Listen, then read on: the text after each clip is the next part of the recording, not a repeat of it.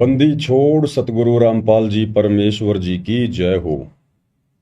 सत्साई भाई और बहनों, दया परमपिता परमेश्वर जी की, सारी सृष्टि के मालिक, पूरी कायनात के रचयिता सतगुरु रामपाल जी भगवान की, जो कि 8 सितंबर 1951 से भारतवर्ष की पावन भूमि पर प्रकट हैं।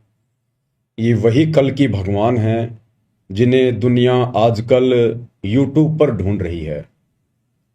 लेकिन ये दुनिया का दुर्भाग्य होता है कि जो सत्य वस्तु होती है, जो असली वस्तु होती है, दुनिया उसको इतना जल्दी पहचान नहीं पाती है। और जब सब कुछ खत्म हो लेता है, उसके बाद दुनिया स्वीकार करती है कि हाँ, वे ही परमात्मा थे, वे ही भगवान थे।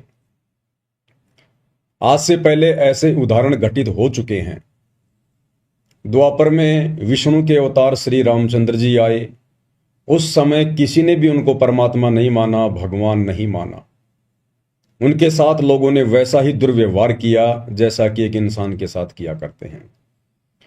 और फिर उनके जाने के हजारों वर्षों बाद, लाखों वर्षों बाद, आज कलयुग में उनके मंदिर बना बनाकर, उनकी मूर्तियां बना बनाकर और उनको परमात्मा का दर्जा देकर पूजा की जा रही है। परंतु आज हमें मिलेगा क्या? वो मूर्तियां हमें देंगी क्या? वो मंदिर हमें देंगे क्या? गाय या भैंस के मरने के बाद उसकी पत्थर की या सोने चांदी की मूर्ति बनाकर अगर हम उसके नीचे दूध निकालने के लिए बाल्टी लेकर बैठेंगे तो क्या वो दूध देगी? तो यही स्थिति वर्तमान में श्री रामचंद्र जी के मंदिर और उनकी मूर्तियों की है। दुनिया केवल उनको पूजकर अपना समय और समाज से ही बर्बाद कर रही है। दुनिया को जो भी कुछ मिलना है या मिल रहा है वो उनके पूर्व जन्मों की भक्ति के संस्कार के आधार से मिल रहा है। और वे मूढ़ प्राणी सोच रहे हैं कि हमें श्री राम जी दे रहे हैं, हम जो भक्ति कर रहे हैं उस भक्ति से हमें मिल रहा है। यही गलती द्वापर में जब श्री कृष्ण जी आए, वही विष्णु जी के अवतार, तो लोगों ने उस समय भी उनको परमात्मा के रूप में नहीं माना, उनको भगवान के रूप में नहीं माना, उनको श्री विष्णु जी के रूप में नहीं माना। और उनके साथ में सदा लड़ाई झगड़े, मन मुटाव, राग द्वेष, ईर्ष्या करने में लगे रहे। और उनके शरीर छोड़कर जाने के आज हजारों वर्षों बाद कलयुग में उनके मंदिर बना बनाकर, मंदिरों में करोड़ों अरबों रुपया बर्बाद कर करके, उनकी मूर्तियां बना बना के, लड्डू गोपाल बना बना के, और आज उनसे लाभ प्राप्त करने की उनसे कामना की जा रही है। कुछ नहीं मिलेगा, 1% भी नहीं मिलेगा। क्योंकि डॉक्टर के मरने के बाद आप उसकी कितनी ही बढ़िया मूर्ति क्यों ना बना दें, कितना ही दंडवत क्यों ना करें, आप उसकी कितनी पूजा पाठ क्यों ना करें, डॉक्टर के मरने के बाद डॉक्टर की वो पत्थर की या सोने चांदी की मूर्ति वो लाभ नहीं दे सकती जो लाभ जीते जी डॉक्टर दे सकता था। तो ठीक यही स्थिति वर्तमान में दुनिया की बनी हुई है। आध्यात्मिक अज्ञानता के कारण, तत्व ज्ञानहीनता के कारण।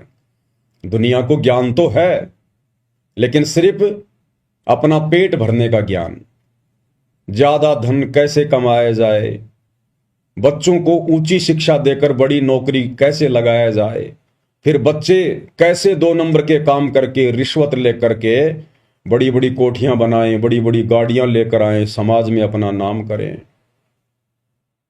कैसे झूठी शानो शौकत दिखाने के लिए ज्यादा से ज्यादा धन कमाया जाए, 2 नंबर का धन घर में कैसे आए।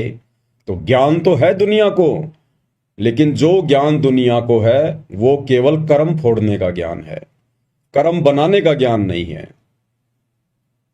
यह कर्म बनाने का ज्ञान, मुक्ति प्राप्त करने का ज्ञान, परमेश्वर स्वयं सतगुरु रूप में आकर उस ज्ञान को तत्व ज्ञान के रूप में देते हैं। तत्व ज्ञान यानी यथार्थ ज्ञान, सच्चा ज्ञान, जो ज्ञान वास्तव में पूरे विश्व की जरूरत है, जिस ज्ञान के सहारे ही हम सतभक्ति कर सकते हैं, मोक्ष प्राप्ति कर सकते हैं।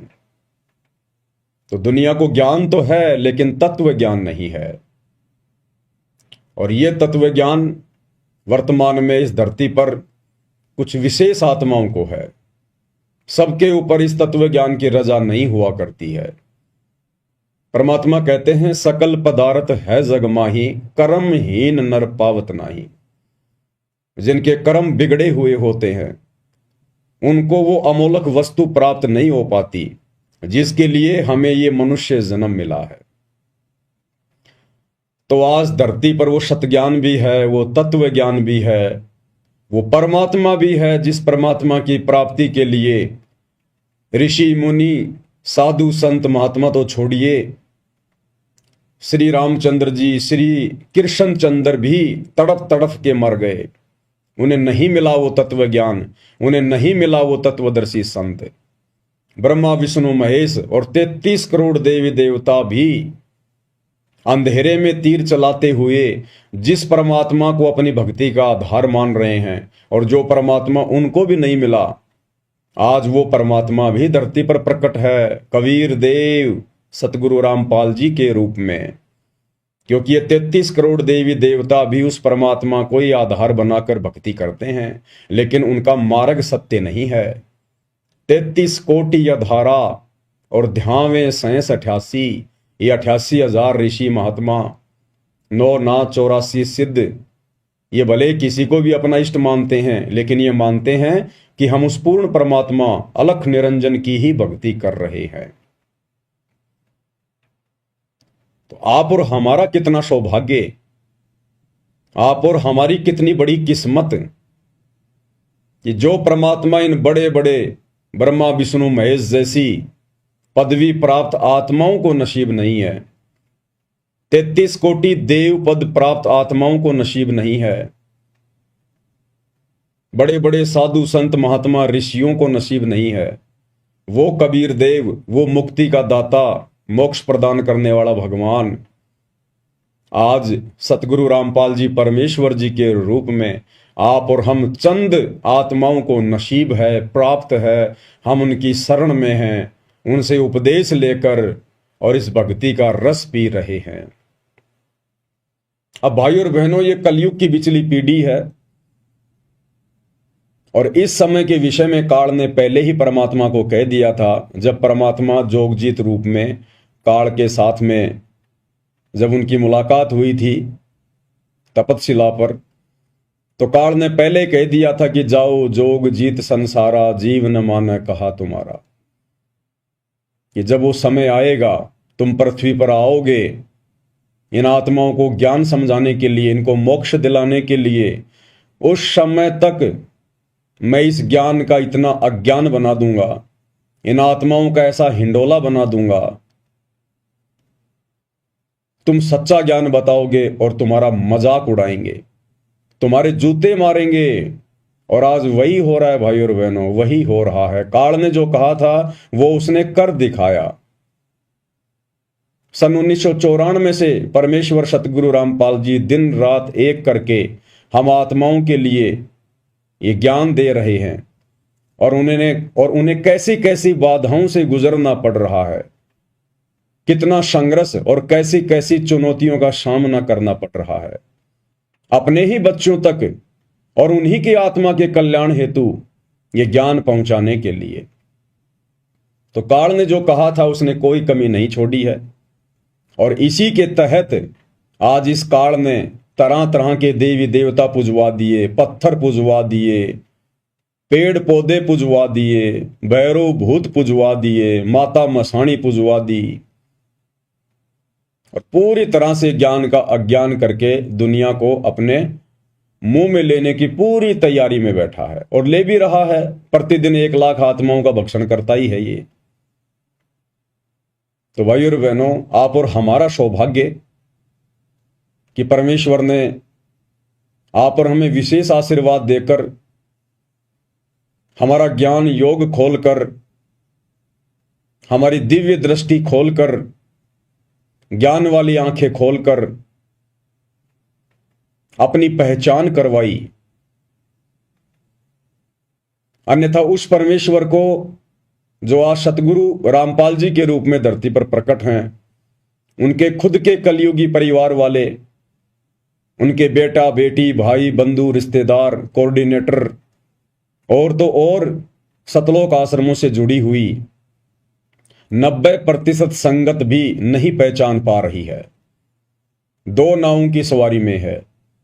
गुरु तो बना रखा है सतगुरु जी को, जुबान से उन्हें भगवान भगवान तो कहते हैं, लेकिन हृदय से उन्हें भगवान मानते नहीं हैं। हृदय से भगवान मानते हैं एक दाढ़ी मूंछ वाली कबीर जी की समझे जाने वाली उस नकली फोटो को, कागज के टुकड़े को। तो वे आत्माएं भी अभी तक काल प्रेरित ही हैं। उन आत्माओं पर सतगुरु की वो रजा नहीं हो पाई है जो रजा साध संगति से जोड़कर आप और हम सत्सेवक आत्माओं पर गुरुदेव ने कर दी है। तो भाइयों और बहनों, ये दुनिया समझे ना समझे, उनके अपने संस्कार, उनकी अपनी किस्मत, हमारे खुद के गुरु भाई बहन समझे या ना समझे, उनकी किस्मत, उनका भाग्य, उनके संस्कार। परंतु जिन आत्माओं पर परमेश्वर ने दया कर दी है, अपनी पहचान करवा दी है, तो हम आत्माओं ने अब सिर धड़ की बाजी लगानी है। हमने ना तो उन जगत वालों के झूठे आडंबरों को देखना है, उनके पाखंड को देखना है, और ना हमने परमेश्वर सतगुरु रामपाल जी के शत भक्ति मार्ग में, उनके यथार्थ 13वें कबीर पंथ में काल प्रेरणा से जो आडंबर, जो पाखंड, उनको ना पहचान कर उनके काल प्रेरित कलयुगी परिवार ने फैला दिया है, ना हमने उनको देखना है। चाहे कितने ही आदेश निकाले जाएं, कितने ही पीले पर्चे डाले जाएं, कितनी ही ज्ञान विरुद्ध हरकतें की जाएं, हमने उनको नहीं देखना। हमने केवल उस आधार से भक्ति मार्ग पर आगे चलना है जो आधार हमें गुरुदेव ने बताया, और वो आधार है ज्ञान आधार। यानी गुरुदेव ने हमें जो सत्संग दिए हैं वो कंप्लीट भक्ति का विधान है, संविधान है। उसके विपरीत गुरुदेव कोई आदेश नहीं देंगे, और यदि उसके विपरीत हमें कोई आदेश दे रहा है गुरुदेव का नाम लेकर, तो हमने बिल्कुल भी यकीन नहीं करना है, हमने डरना भी नहीं है, हमने घबराना भी नहीं है, हमने विचलित भी नहीं होना है। क्योंकि टीचर ने जो सिलेबस दे दिया उसी में से परीक्षा लेगा। तो सन 2014 बरवाला कांड के बाद का समय आप और हम सभी भाई बहनों की परीक्षा का समय है, और गुरुदेव ने सन 1994 से 2014 तक जो सत्संग कर दिए हैं, जो भक्ति का पाठ हमें पढ़ा दिया है, हमने केवल उसी आधार से अपनी परीक्षा को देना है। ना जल्दबाजी करनी है, ना जोश में होश खोना है, ना अन्य कोई घटिया हरकत करनी है। परमात्मा ने हमें सील, संतोष, विवेक, दया, अक्षमा, ये 5 विशेष गुण प्रदान किए हैं, और भक्ति के 16 श्रृंगार प्रदान किए हैं। हमने इनके अंतर्गत रहकर ही अपनी परीक्षा को देना है, तभी हमारे गुरुदेव हमसे प्रसन्न होंगे। हमने भावनाओं में बहकर कोई भी गलत कदम नहीं उठाना है। चाहे मैं पवन दास आप जी को कोई भी संदेशा दूं मालिक के आशीर्वाद से, चाहे अन्य कोई भगत भाई बहन संदेशा दे, चाहे सतलोक आश्रम वालों की तरफ से कोई आदेश आए, हमने जल्दबाजी में निर्णय नहीं लेना है, भावनाओं में नहीं बहना है। शांति से, धैर्य के साथ में पहले विचार करना है, उस आदेश को, उस फरमान को गुरुदेव भगवान के ज्ञान आधार से उसको मापना है, और फिर जो हमारी आत्मा स्वीकार करे गुरुदेव के ज्ञान अनुसार, हमने वही निर्णय लेना है, उसी हिसाब से हमने आगे कदम बढ़ाने हैं।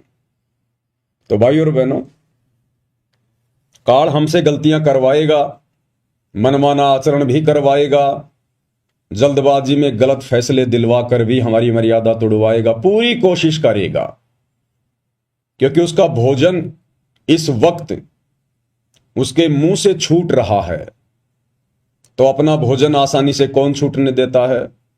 जब सूअर यहां आसानी से उस लैट्रिन को नहीं जाने देता जो दूसरा सूअर खाने की कोशिश करता है, कुत्ता इतनी आसानी से हड्डी नहीं छोड़ता जिस हड्डी को देखकर दूसरा कुत्ता आ जाता है। तो भला ये काल ज्योति निरंजन हम आत्माएं जिसकी खुराक हैं, हमारा वो मैल, वो गंध जो सूक्ष्म रूप में हमारे सूक्ष्म शरीर में जमा हो जाता है, भला ये इतनी आसानी से हम जीवात्माओं को शतलोक कैसे जाने देगा।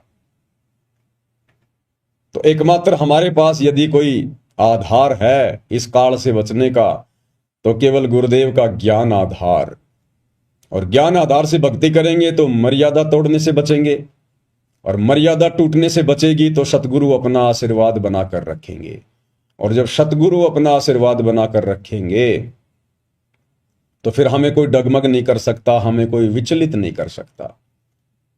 इसलिए वर्तमान परीक्षा के समय में ज्ञान आधार बहुत ही जरूरी है। तो भाई और बहनों, हिसार जेल से जो विशेष संदेश आ रहे हैं पूज्य गुरुदेव भगवान के विशेष आशीर्वाद से, उनकी विशेष साध संगति से जुड़ी हुई सत्सेवक आत्माओं को दृढ़ता प्रदान करने के लिए आज विशेष संदेश नंबर 13 का पार्ट नंबर 9 है। और क्या कुछ गुरुदेव अपने मुखार विंद से आप और हमें सुशिक्षा दे रहे हैं, साथ साथ में उन्हीं के आशीर्वाद से हम विश्लेषण भी करते हुए चलेंगे। अब गरीबदास जी कहते, कल्प के कारण कौन है, कर सेवा निकाम। निष्काम भाव से बगैर किसी मनोकामना के तू सेवा करता रह, भक्ति करता रह, और मन इच्छा फल देगा जब पड़े धनी तक काम। तो भाई और बहनों, हम विशेष संदेश में आगे बढ़े उससे पहले पूज्य गुरुदेव भगवान का जयकारा लगाएंगे, मालिक की वंदना करेंगे, उनका आशीर्वाद प्राप्त करेंगे। बंदी छोड़ सतगुरु रामपाल जी परमेश्वर जी की जय हो। परमपिता परमात्मा सारी सृष्टि के रचनहार, कुल मालिक, असंख्य ब्रह्मांडों के स्वामी, जगत गुरु, तीनों लोकों में प्रवेश करके सबका धारण पोषण करने वाले, राजाधिराज, आत्माधार, नाथों के नाथ, देवों के देव महादेव, सर्वेश्वर महेश्वर, मृत्युंजय, अजरो अमर, आदि अनादि, सनातनी प्रभु, जगत पिता जगदीश्वर, श्री श्री 1008 की उपाधि के वास्तविक अधिकारी, अकाल मूर्त सौद स्वरूपी राम वासुदेव, सर्वगतम ब्रह्म, परम पूज्य, प्रथम पूज्य, परम संत, परम पुरुष, परम धनी, परम दयालु, सत्य कबीर, हक्का कबीर, अल्लाहु कबीर, अल्लाहु अकबर, बाखबर, अल्लाह ताला, जगत के तारणहार, जगत के मुक्तिदाता, जगत के जगन्नाथ, हारे के सहारे, हिंदुओं के राम, मुसलमानों के अल्लाह, सिखों के वाहिगुरु, ईसाइयों के मसीह, दया के सागर दयानिधि, करुणा के सागर करुणानिधि, स्वयंभू परिभू, संकट मोचन, कष्ट हरण, मंगल करण, दुख भंजन,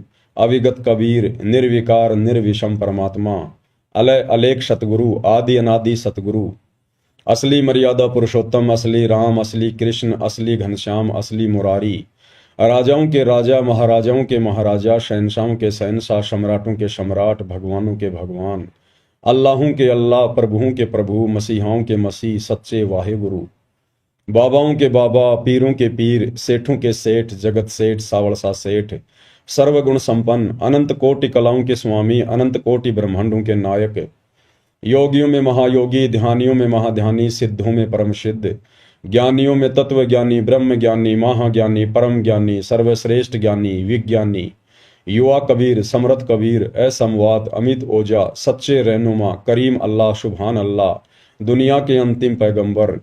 8 सितंबर 1951 से गांव धनाना, जिला सोनीपत, हरियाणा, भारतवर्ष की पावन भूमि पे प्रकट रियल कल की भगवान श्री नारायण साकार हरि, श्री बाबा साहेब नूर अनंत परमात्मा, सच्चे दरवेश, सच्चे बाखबर, संत श्रोमणी सतगुरु रामपाल जी परमेश्वर जी के चरण कमल में साध संगति से जुड़े हुए आप और हम सभी देश विदेश में बैठे हुए भाई बहनों का अनंत कोटि दंडवत प्रणाम।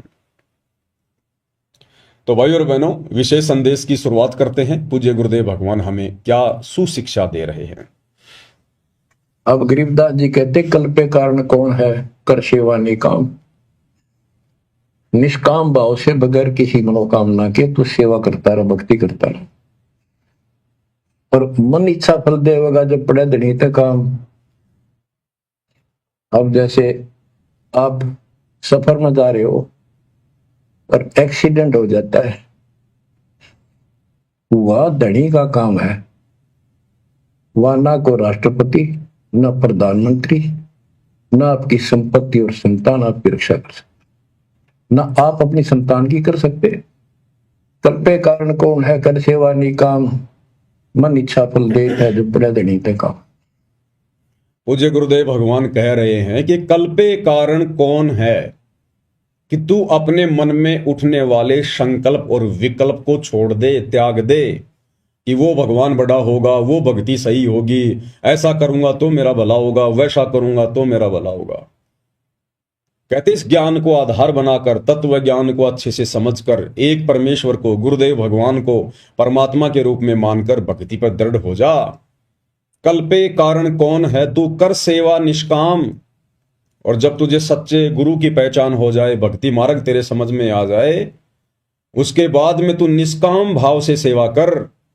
ये जो भक्ति हमें गुरुदेव भगवान ने दी है, फिर हमने इस भक्ति को निष्काम भावना से करनी होती है, तभी हमारी भक्ति सफल होगी।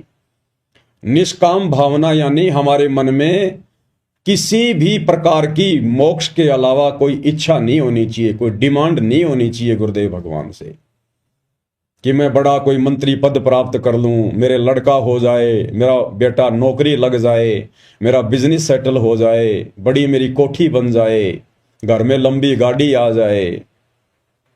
निष्काम भाव से हमने भक्ति करनी है। केवल एक ही कामना, एक ही इच्छा पल पल होनी चाहिए कि परमेश्वर कैसे भी करके इस गंदे लोक से मेरा छुटकारा करवा दीजिए, मुझे मोक्ष प्रदान कर दीजिए गुरुदेव, मुझे इस काल के जाल से 84 लाख योनियों के कष्ट से बाहर निकाल दीजिए। इस एकमात्र इच्छा के बिना, कामना के बिना हमारे मन में जब तक हम इस भक्ति को करेंगे अंतिम श्वास तक, दूसरी कोई डिमांड, कोई इच्छा नहीं होनी चाहिए। घर में आंखों के सामने अगर बेटा मरने वाला हो, बेटी मरने वाली हो किसी भी कारण से, तो हमने अपने गुरुदेव से, अपने हृदय से विशेष प्रार्थना भी नहीं करनी कि गुरुदेव मेरा बेटा बचा दे, गुरुदेव मेरी बेटी बचा दे। वो परमात्मा सबको उनके कर्मों के अनुसार, जैसा भी उनका प्रारब्ध है, शुभ या अशुभ, वो परमात्मा वैसा ही उनको प्रदान करता है। हम कहेंगे तो भी प्रदान करेगा और ना कहेंगे तो भी प्रदान करेगा। उसके कंप्यूटर में, उसके अकाउंट में किसी प्रकार की कोई जो है मिस्टेक नहीं है। परंतु हम बीच में टांग अड़ाकर अपनी अज्ञानता का प्रमाण दे देंगे और अपनी भक्ति को नष्ट कर देंगे। ये काल बहुत चतुर है, बहुत सयाना है, बिल्कुल साथ साथ रहता है कि भगत कहां गलती करे, तो उसी समय हमारे अकाउंट से हमारी भक्ति को माइनस कर दिया जाएगा और वो बेटा बेटी को ठीक कर दिया जाएगा। वो बेटा बेटी तो वैसे भी ठीक होने थे, क्योंकि गुरुदेव ने बताया कि जब बच्चा माता पिता के अधीन होता है 3 या 4 साल तक, 4-5 साल तक, जब तक बच्चा इस ज्ञान को ठीक ठाक से समझकर भक्ति करने योग्य नहीं हो जाता है, उस समय तक माता पिता की भक्ति के अनुसार कि माता पिता कैसी भक्ति कर रहे हैं, किस प्रकार से मर्यादा में हैं, उस आधार से परमेश्वर उन अनुपदेशी बच्चों की भी रक्षा करता है।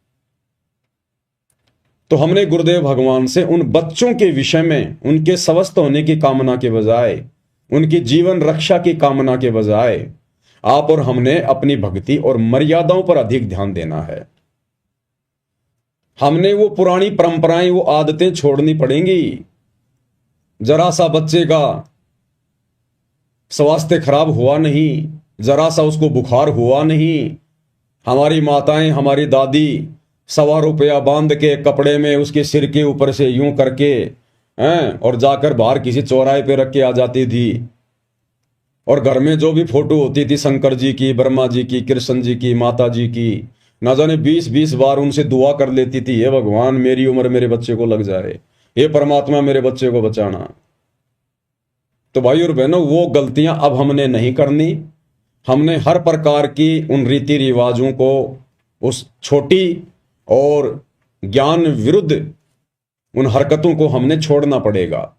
छोड़ देने पछलियों की रीत सतगुरु तारेंगे, और मन कर धीर बांध ले रे बोरे, यानी हमने इस ज्ञान आधार से थोड़ा धैर्य रखना है, विश्वास को बना के रखना है कि मेरा गुरु समर्थ है, मेरा परमात्मा समर्थ है। मेरे परमेश्वर को यह भी पता है कि अगर भगत जिस घर में रह रहा है, अगर उस घर में कोई नुकसान हो गया, कोई आपत्ति आ गई, तो भी मेरा भगत भक्ति से डिस्टर्ब होगा। तो परमात्मा नहीं चाहता कि मेरा बेटा, मेरा भगत डिस्टर्ब हो। तो हर संभव कोशिश करते हैं गुरुदेव भगवान जोड़ जुगाड़ लगाने की, उनके संस्कारों को इधर उधर सेट करने की। लेकिन उसके लिए भाई और बहनों, आप और हमने दृढ़ रहना पड़ेगा। आप और हमारी भूमिका बहुत ज्यादा महत्व रखती है, यानी माता पिता की। अगर बच्चे छोटे हैं तो माता पिता की भूमिका बहुत ज्यादा है। माता पिता की भक्ति के आधार से, उनके समर्पण भाव को देखकर, उनकी मर्यादा को देखकर गुरुदेव भगवान उन बच्चों की भी यथासंभव रक्षा करते हैं। और एक सत्संग में तो गुरुदेव ने बताया कि अगर आप भक्ति पे पूर्णतया दृढ़ हो जाओ, बिल्कुल संसार की सुनना ही बंद कर दो, तो परमेश्वर आपके रिश्तेदारों तक की रक्षा करेंगे, रिश्तेदारों तक की। ये वो परमात्मा है। तो बच्चों की तो चिंता ही छोड़ देनी चाहिए हमने। कोशिश करें हम अपने बच्चों को इस मार्ग पर लगाएं, ज्ञान समझाएं। और फिर भी यदि वो नहीं मानते हैं तो फिर इसमें आप और हमारा दोष नहीं है। और यदि फिर उसके बाद जब वो बच्चे समझदार हो जाते हैं, 12, 13, 14, 15 साल के, 20 साल के, और यदि इस भक्ति मार्ग को नहीं अपनाते हैं, अपनी मनमानियां करते हैं, जगत भाव में चलते हैं, और यदि फिर उनके साथ कोई अप्रिय घटना घटित होती है, तो फिर उस समय भगत ने फिर चिंता नहीं करनी चाहिए, भगत ने फिर चिंतित नहीं होना चाहिए। क्योंकि ना तो आपने समझाने में कोई कमी छोड़ी, ना परमात्मा ने मौका देने में कोई कमी छोड़ी। अब भाई उन आत्माओं के अपने संस्कार हैं। ऐसे बेटा बेटी ना जाने हमने करोड़ों अरबों पैदा कर करके छोड़ रखे हैं, जिनके नाम के गांव बसे हुए हैं, आज हमें पता भी नहीं है। हमारे असंख्यों मनुष्य जन्म हो चुके हैं, हर जन्म में बेटा बेटी तो पैदा करते ही हैं। हम भी किसी के बेटा बेटी रहे हैं, हमारे भी कितने बेटा बेटी रहे हैं। अब पिछले जन्म में हमारे माता पिता कौन थे, हमारे बेटा बेटी कौन थे, हमें कुछ भी याद नहीं है, भुला दिया गया है। तो ऐसे ही हमारे असंख्य जन्म हो चुके हैं, ना जाने कितने हमारे बेटा बेटी, करोड़ों की संख्या में। उनमें से ना जाने लाखों तो गधे कुत्ते सुअर बनकर 84 लाख योनियों में कष्ट भोग रहे हैं, फिर हमें उनकी चिंता क्यों नहीं है। उनमें से ना जाने कितने मंत्री बन रहे हैं, कोई संतरी बन रहे हैं, कोई बड़े बड़े अधिकारी बन के बैठे हैं मनुष्य जन्म लेके, फिर हम उनकी चिंता क्यों नहीं कर रहे कि ये भगवान वो भक्ति नहीं करेंगे तो उनका क्या होगा। तो भाई और बहनों, जब हमें उन असंख्य जन्मों के बेटा बेटियों की चिंता नहीं है, तो फिर इस वर्तमान जन्म के बेटा बेटियों की हमें इतनी चिंता क्यों। परमात्मा इसी चिंता को तो समाप्त करवाना चाहते हैं अपना ज्ञान देकर, ज्ञान आधार से, कि जिस प्रकार तुम उनको भूल गए, तुमने उनको भगवान भरोसे छोड़ दिया। तुम्हारे मरने के बाद तुम ये सोचते सोचते मर गए थे कि हे भगवान मेरे बेटे का क्या होगा, मेरी बेटी का क्या होगा। और तेरे मरने के बाद वो बेटा भी वहीं रहा होगा, वो बेटी भी वहीं रही होगी, और तू जीते जी उनको इस काबिल नहीं बना पाता जितने काबिल वो तेरे मरने के बाद बन गए होंगे। अक्सर हम लोग देखते हैं जिनके माता पिता होते हैं, और माता पिता भी अच्छे अच्छे पद पे होते हैं, पढ़े लिखे होते हैं, नौकरी पेशे वाले होते हैं, और वो खूब कोशिश करते हैं, अपने बच्चों को पढ़ाते हैं, उन पे पैसा भी लगाते हैं, और वो बच्चे अंत में नालायक निकल जाते हैं। ना कोई नौकरी लगते, ना ढंग का कोई बिजनेस करते, माता पिता की कमाई हुई संपत्ति को भी ठिकाने लगा देते हैं। और कुछ एक ऐसे उदाहरण होते हैं, छोटे छोटे बच्चों के जो पिताजी हैं वो मर जाते हैं, या उनकी माताजी मर जाती है। बचपन में उनकी परवरिश भी उनके काका ताऊ ने या उनके दादा दादी ने की होती है, और वो बच्चे पढ़ लिख कर अच्छे राजकीय पदों पर बैठ जाते हैं, अच्छी उनकी सैलरी होती है, बढ़िया सरकारी सुविधा लेते हैं, बड़े बड़े वो बिजनेसमैन बन जाते हैं।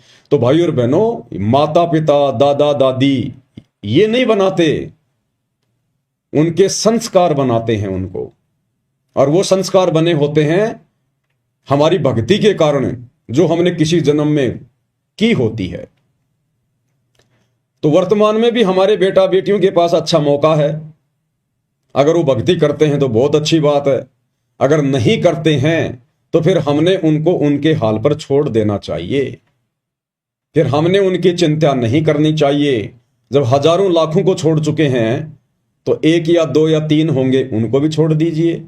मार्ग तो आपने बता ही दिया, आप तो दोषी है नहीं, और वो भी बालक नहीं है जो समझ नहीं रहे होंगे, और माता पिता के समझाने से भी नहीं समझ रहे। इसका मतलब भाई और बहनों, उनके भाग्य में भक्ति नहीं है, अभी उनके संस्कार इतने मजबूत नहीं हैं कि परमेश्वर उनका हाथ पकड़ सके। तो हमने जबरदस्ती भी नहीं करनी चाहिए, प्यार प्रेम से समझाते रहना चाहिए। ना समझना चाहें तो जबरदस्ती नहीं करनी चाहिए। इस भक्ति मार्ग पर मारपीट करके नहीं लगाया जाता। जैसे टीचर स्कूल में बच्चा होमवर्क नहीं करता, ढंग से पढ़ता नहीं है तो मार पिटाई कर देते हैं। इस भक्ति मार्ग में इस भक्ति को करवाने के लिए मारपीट नहीं करनी। हाँ, यदि आपका बच्चा आपके बहुत अधीन है, जैसे बच्चा आपका 6 या 7 वर्ष तक का है, छोटा बच्चा है, तो उसको तो थोड़ा बहुत डरा धमका के उसको तो भक्ति पर लगाया जा सकता है, क्योंकि छोटे बच्चे को ज्ञान नहीं होता। वो तो डराने से धमकाने से ही सही रास्ते पे चलेगा। लेकिन जब बच्चा आपके बराबर हो जाए, 15-20 साल का हो जाए, फिर उसको डराया नहीं जा सकता, धमकाया नहीं जा सकता, उस पर दबाव नहीं बनाया जा सकता। क्योंकि भाई और बहनों, 15 साल के बाद आपका बच्चा लायक होगा या नालायक होगा, सपूत होगा या कपूत होगा, ये उसके संस्कार पे निर्भर करेगा। यदि किसी ने अपने बेटा बेटी को भक्ति पे लगा रखा है अपने साथ में, और यदि अभी उनकी उम्र 10-12 साल है, 5-6 साल है, तो ये ना समझे कि मेरा बेटा बहुत अच्छा भगत बन गया, जैसा मैं कह रहा हूं वैसा ही कर रहा है। भाई और बहनों, अभी वो आपके अधीन है। जब 15 साल के बाद वो बड़ा होने लगेगा, उसके बाद उसके अपने संस्कार काम करने लगेंगे। उसके बाद पता चलेगा वो आपका है या काल का है, वो सपूत है या कपूत है, वो भक्ति करेगा या फिर बर्बादी करेगा। क्योंकि जैसे उसके संस्कार होंगे, प्रफुल्लित होंगे, वैसा ही वो मार्ग पकड़ेगा। उसके बाद वो आपकी नहीं सुनेगा फिर। और फिर भी यदि कोई माता पिता की आज्ञा में रहता है, भक्ति कर रहा है, तो बहुत अच्छी बात है, परमात्मा की अच्छी आत्मा है।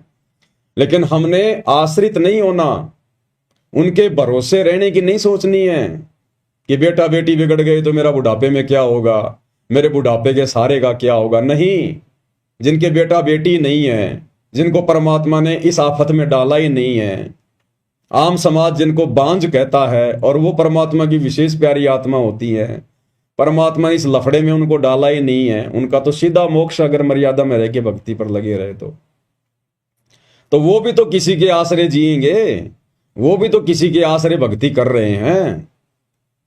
अंत में हमारा बुढ़ापा संवारेगा हमारा भगवान, हमारा गुरु, जो तीनों लोकों में प्रवेश करके सबका धारण पोषण कर रहा है। संस्कार आधार से परमात्मा सबकी परवरिश कर रहा है। हमारा गुरु हमें संभालेगा, हमारी परवरिश हमारा गुरु करवाएगा। पहली बात तो जो शास्त्र अनुकूल शत भक्ति पूज्य गुरुदेव भगवान से आप और हमें वर्तमान में प्राप्त है, इस भक्ति के करने से बुढ़ापे में आप और हमारा वो हसर होगा ही नहीं। जो हसर माया के पीछे दौड़ने वाले, शास्त्र विरुद्ध टूटी फूटी भक्ति करने वाले, देवी देवताओं पर आश्रित और अपनी संपत्ति और अपने परिवार पर आश्रित जो व्यक्ति हैं, जब जिनका बुढ़ापा आता है, जो दुर्गति उनकी होती है, वो दुर्गति भगत भाई बहनों की तो होगी ही नहीं। जहां दुनिया वाले कोई जो देवी देवताओं की भक्ति करते हैं, शास्त्र विरुद्ध साधना करते हैं, उल्टा सीधा खाना पीना, जहां 60-70 साल की उम्र में उनके घुटने टूट जाएंगे, उनका शरीर जवाब दे जाएगा, काया उनकी रोगी हो जाएगी, उस समय आप और हम भगत भाई बहन यदि शरीर में रहे तो घोड़े की तरह चलेंगे, घोड़े की तरह। बिल्कुल ऐसे युवा शरीर रहेगा हमारा, 70 साल की उम्र में भी, 80 साल की उम्र में भी। आपने दादा गुरुदेव को नहीं देखा? गुरुदेव भगवान कितना उनका जो है गुणगान करते हैं, उनका बखान करते हैं कि जब मैंने उपदेश लिया उस समय मेरे गुरुदेव की आयु 104 वर्ष की थी और बिल्कुल लाल चेहरा, स्वस्थ शरीर, कोई रोग नहीं। और जिस समय दादा गुरुदेव ने शरीर त्यागा उस समय भी कोई रोग नहीं, कोई परेशानी नहीं, ना कोई जुबान बंद, ना कोई टट्टी पेशाब, कुछ नहीं। जबकि दादा गुरुदेव तो 12वें पंथ में थे, 12वें पंथ में। उनको तो शत भक्ति भी प्राप्त नहीं थी, उनको कंप्लीट भक्ति का मार्ग भी प्राप्त नहीं था, क्योंकि 12वें पंथ की आत्माओं को सतगुरु रामपाल जी भगवान ने कंप्लीट भक्ति कोर्स देना ही नहीं था। दादा गुरुदेव का तो अब दोबारा से जन्म होगा, दोबारा से उनको फिर से सतगुरु रामपाल जी की शरण में आना पड़ेगा, तब कहीं जाकर उनका मोक्ष होगा। तो सोचिए भाई और बहनों, आप और हम तो बिल्कुल गोल पर आ गए, गोल पर, बिल्कुल मौके के समय पर हैं, यथार्थ 13वें कबीर पंथ में, डायरेक्ट भगवान के चरणों में। सत भक्ति हमें प्राप्त है और मर्यादा में रहकर हम भक्ति कर रहे हैं। आप और हमें तो परमात्मा अपनी पलकों पे रखेगा, अपने हाथों पर। समस्या नाम की कोई चिड़िया नजदीक भी नहीं आने देगा परमात्मा, अगर हम उनके वफादार कुत्ते बनकर इसी प्रकार से उनके चरणों को चाटते रहे तो।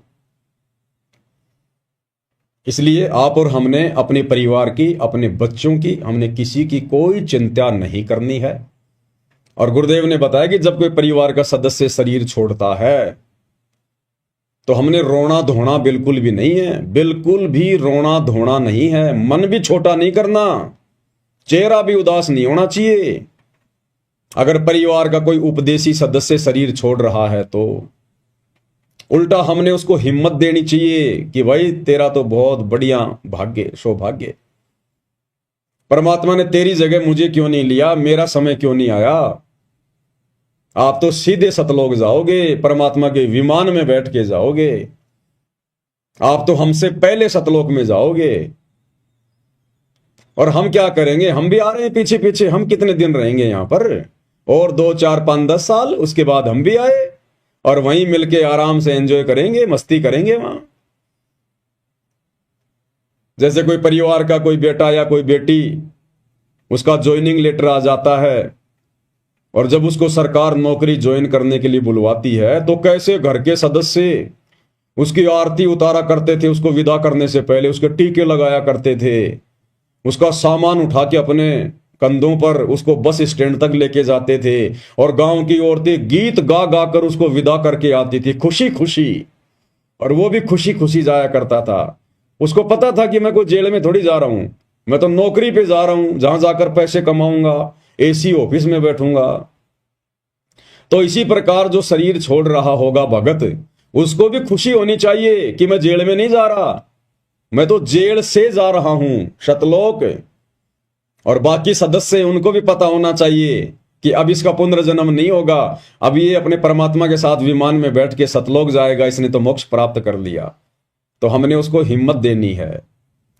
अरे हम भगत भाई बहनों ने अब यदि हमारे गांव में, आसपास में, आड़ोस में या रिश्तेदारी में अगर कोई मर भी जाता है अनुपदेशी, तो जैसे लोग जाते हैं ना दुख में शोक व्यक्त करने के लिए, तो हम जाएं अवश्य। अगर आप जाना उचित समझें तो किसी की मृत्यु होने पर आप बैठने जरूर जाइए, कोई दिक्कत नहीं है। लेकिन हमने पहले की तरह फॉर्मेलिटी नहीं करनी है कि जैसे गांव के नजदीक गए, गाड़ी से नीचे उतरे और लगा के थूक आंखों में वहां वहां बच्चे की तरह रोना शुरू कर दिया फोकट में।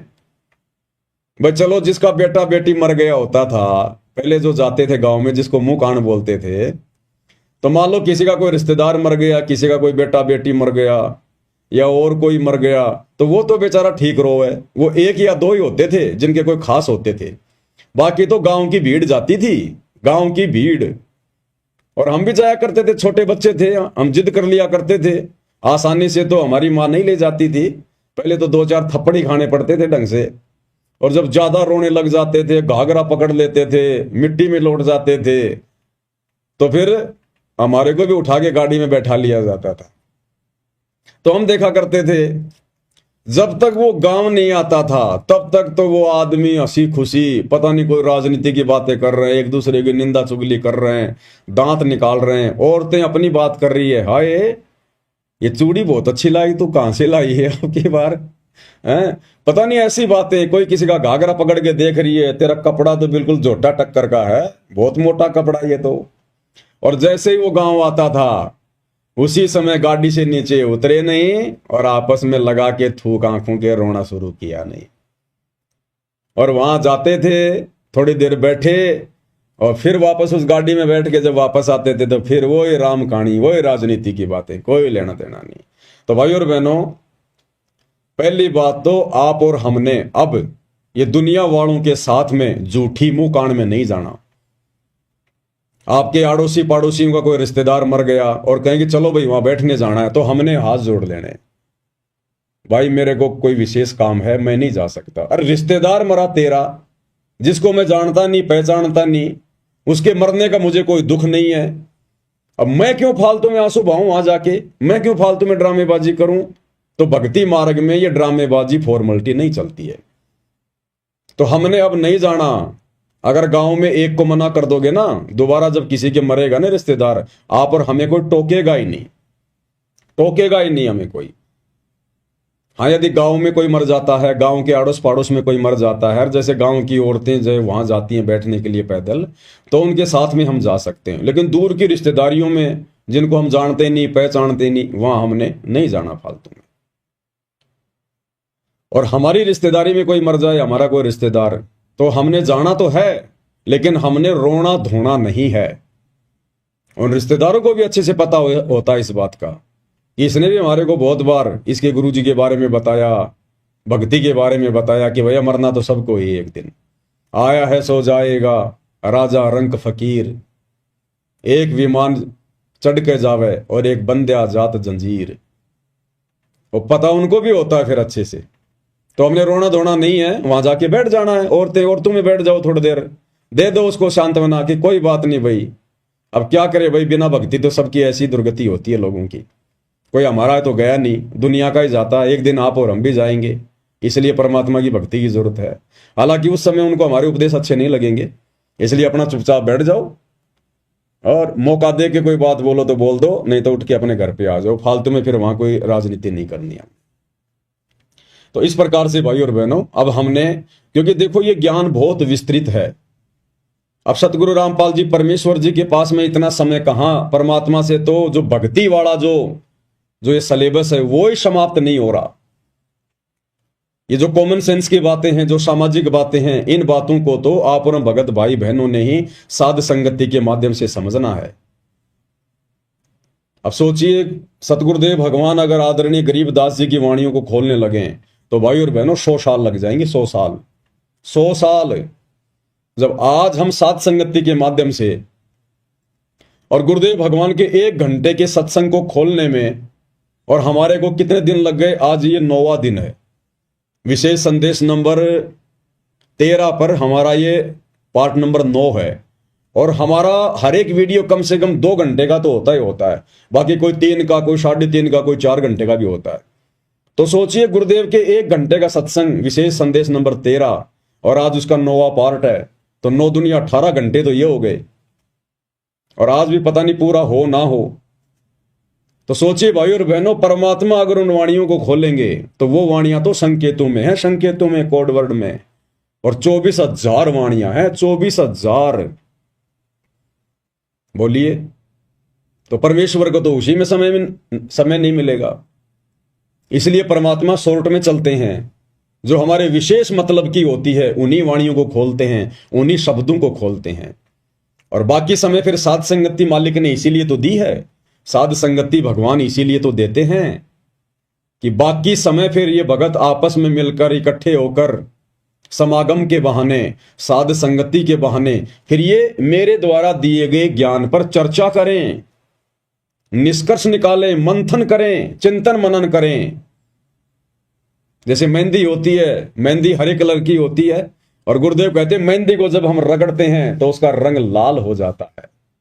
तो गुरुदेव के सत्संगों पर जब हम रगड़ा मारेंगे, साध संगति के माध्यम से चिंतन मनन करेंगे, तो वो निखरेगा, फिर ये ज्ञान कमल के फूल की तरह निखरेगा। फिर हमें दृढ़ता मिलेगी, हिम्मत मिलेगी, हम मर्यादा तोड़ने से बचेंगे, हमारे अंदर भय उत्पन्न होगा।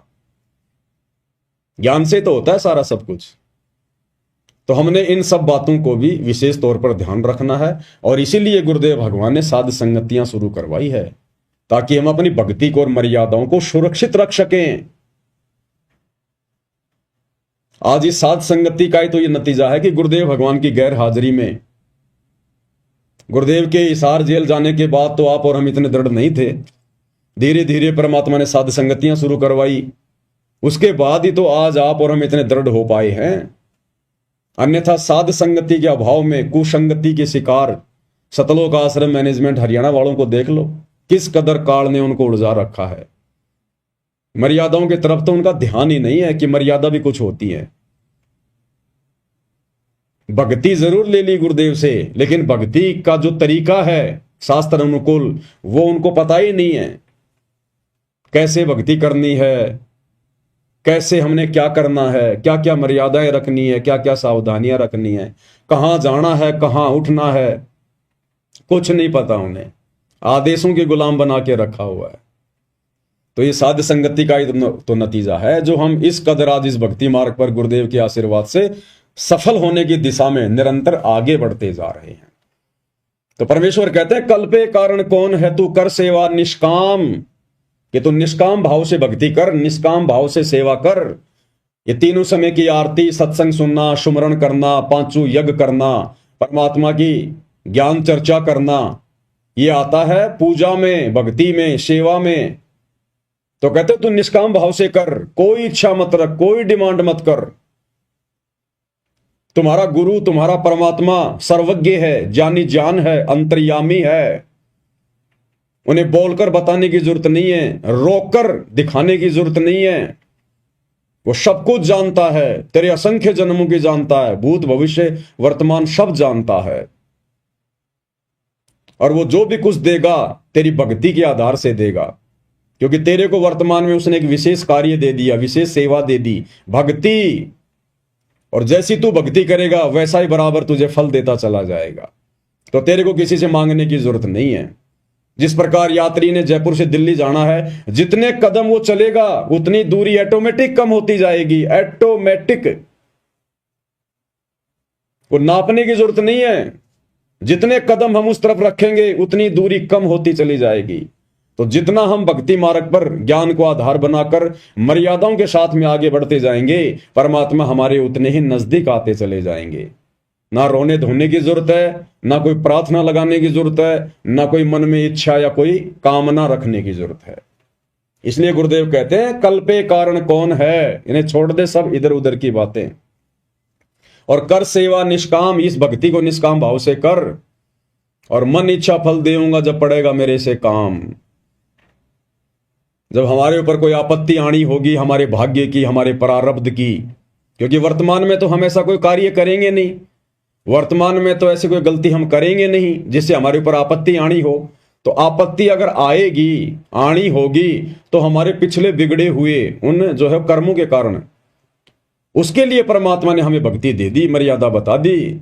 अगर तू मेरे द्वारा बताई गई भक्ति को मर्यादाओं में रह के करेगा, तो फिर जब तेरे ऊपर कोई समस्या भी आनी होगी, फिर मैं अपने आप देख लूंगा।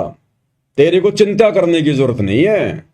चिंता तो हरि नाम की और न चिंता दास, और जो कोई चिंता नाम बिना सोए काल की फांस।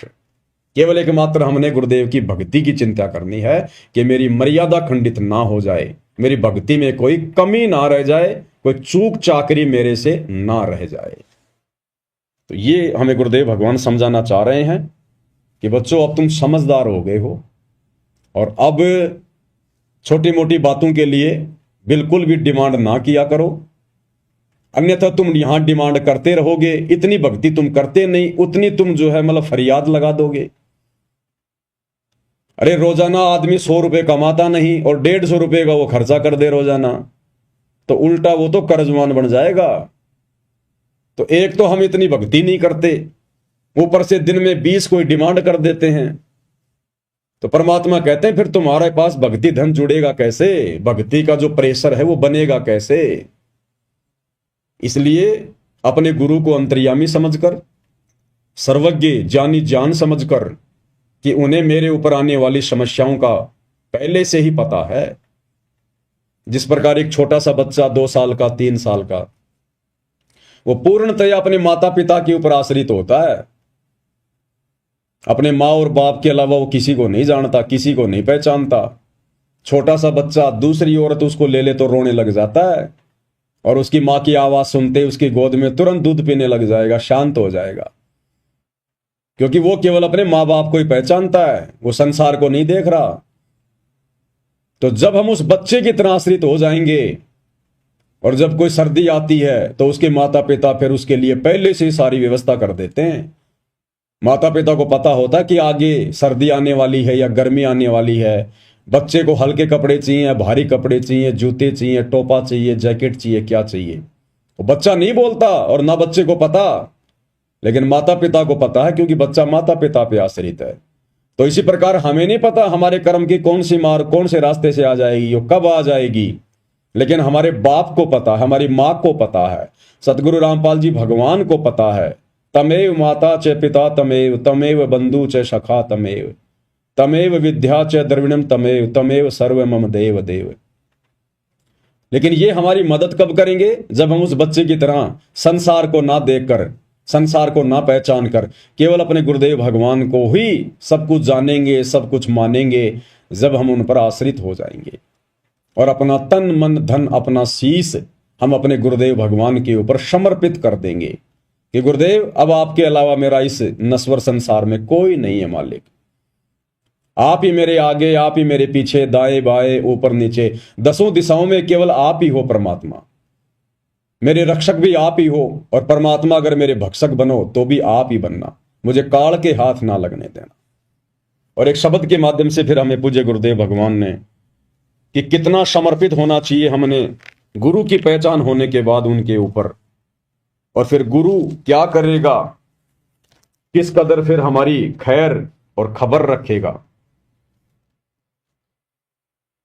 सतगुरु महिमा शब्द संग्रह, शब्द नंबर है 29, पेज नंबर 79।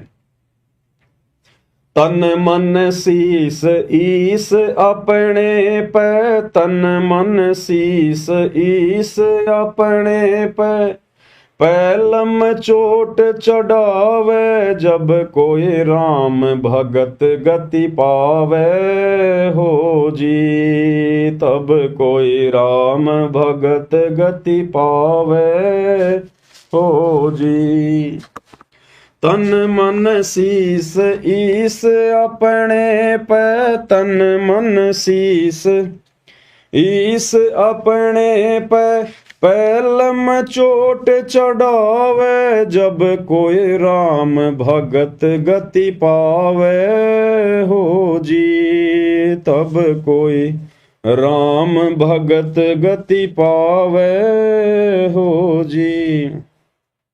तन मन शीस, अब इसमें सब कुछ आ गया, एक प्रकार से जीवित मरना हो गया। जिसने अपना तन, अपना मन और अपना शीस यानी अपनी इच्छाएं, अपना दुख दर्द, अपनी सारी सोच, अपनी चिंता, सब कुछ अपने गुरुदेव को अर्पित कर दी, समर्पित कर दी कि मरना आपके चरणों में, जीना आपके चरणों में। ईस अपने पे, अपने गुरु को ही अपना इष्ट मानकर, अपना ईश मानकर, अपना भगवान मानकर, इष्ट मानी भगवान, इष्ट मानी जो पूज्य देव होता है, वो मानकर जब हम समर्पित हो जाएंगे फिर गुरुदेव हमें अपनी गोद में बैठा लेंगे। पैलम चोट चढ़ावे, बिल्कुल समर्पित कर दे। जब कोई राम भगत गति पावे, तब कोई राम भगत। कौन राम भगत? सतगुरु रामपाल जी का भगत। असली राम तो ये है, राम राम शब जगत बखाने, आदि राम कोई बिरला जाने।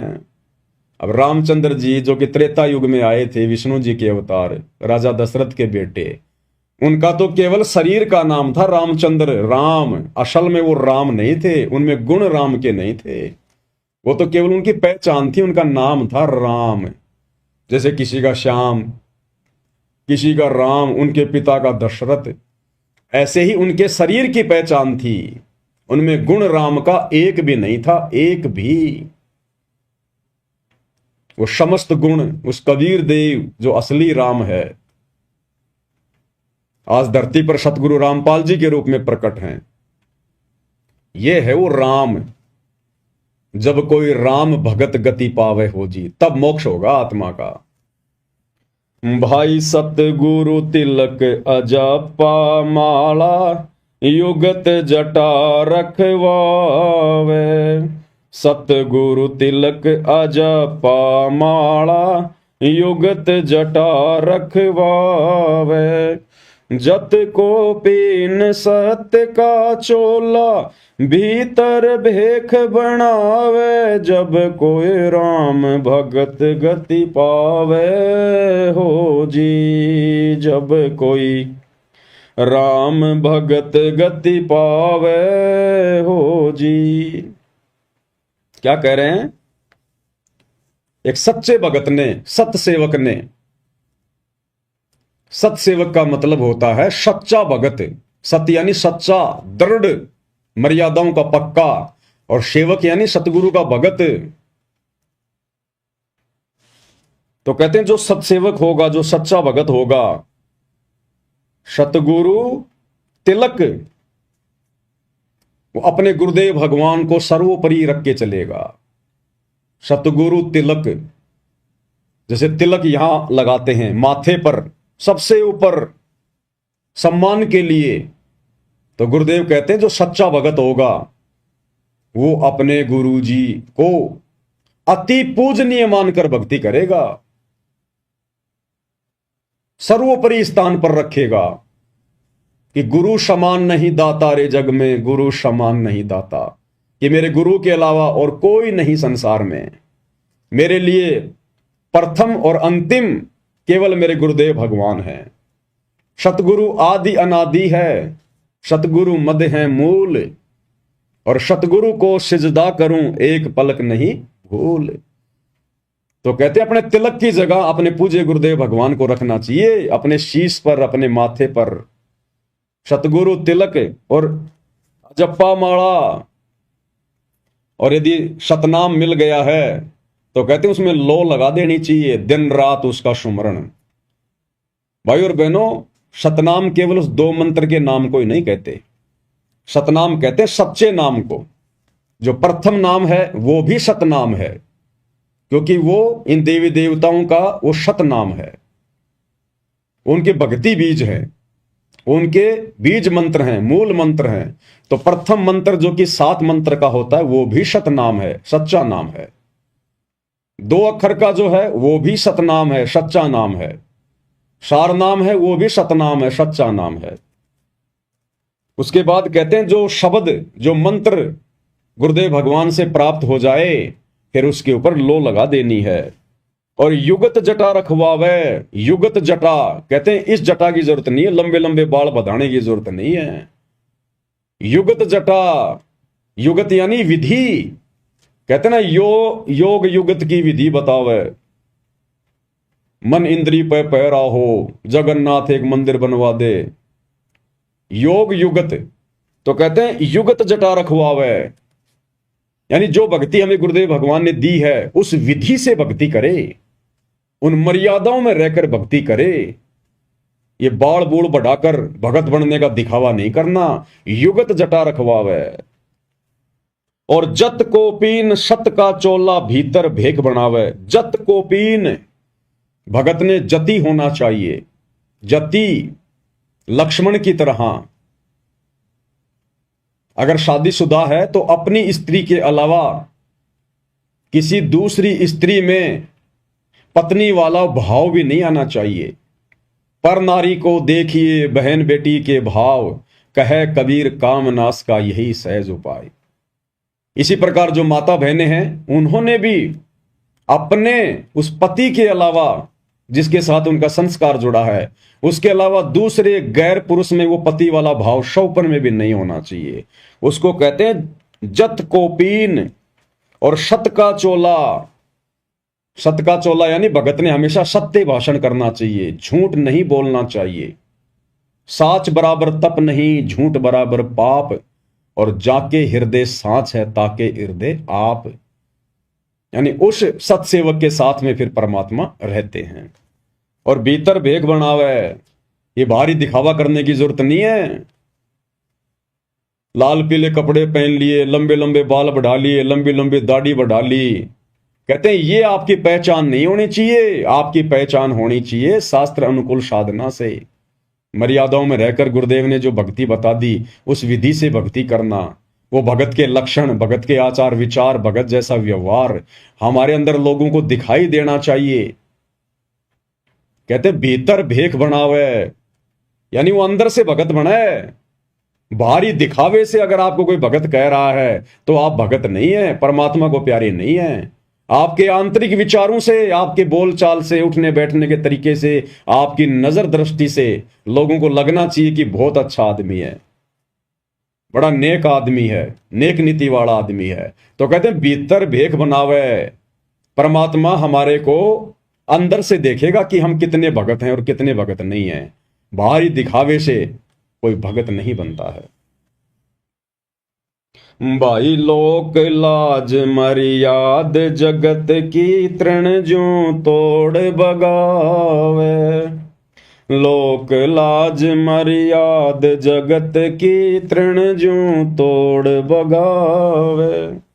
कामिनी कनक जहर कर जाने वो शहर अमरपुर जावे। जब कोई राम भगत गति पावे हो जी।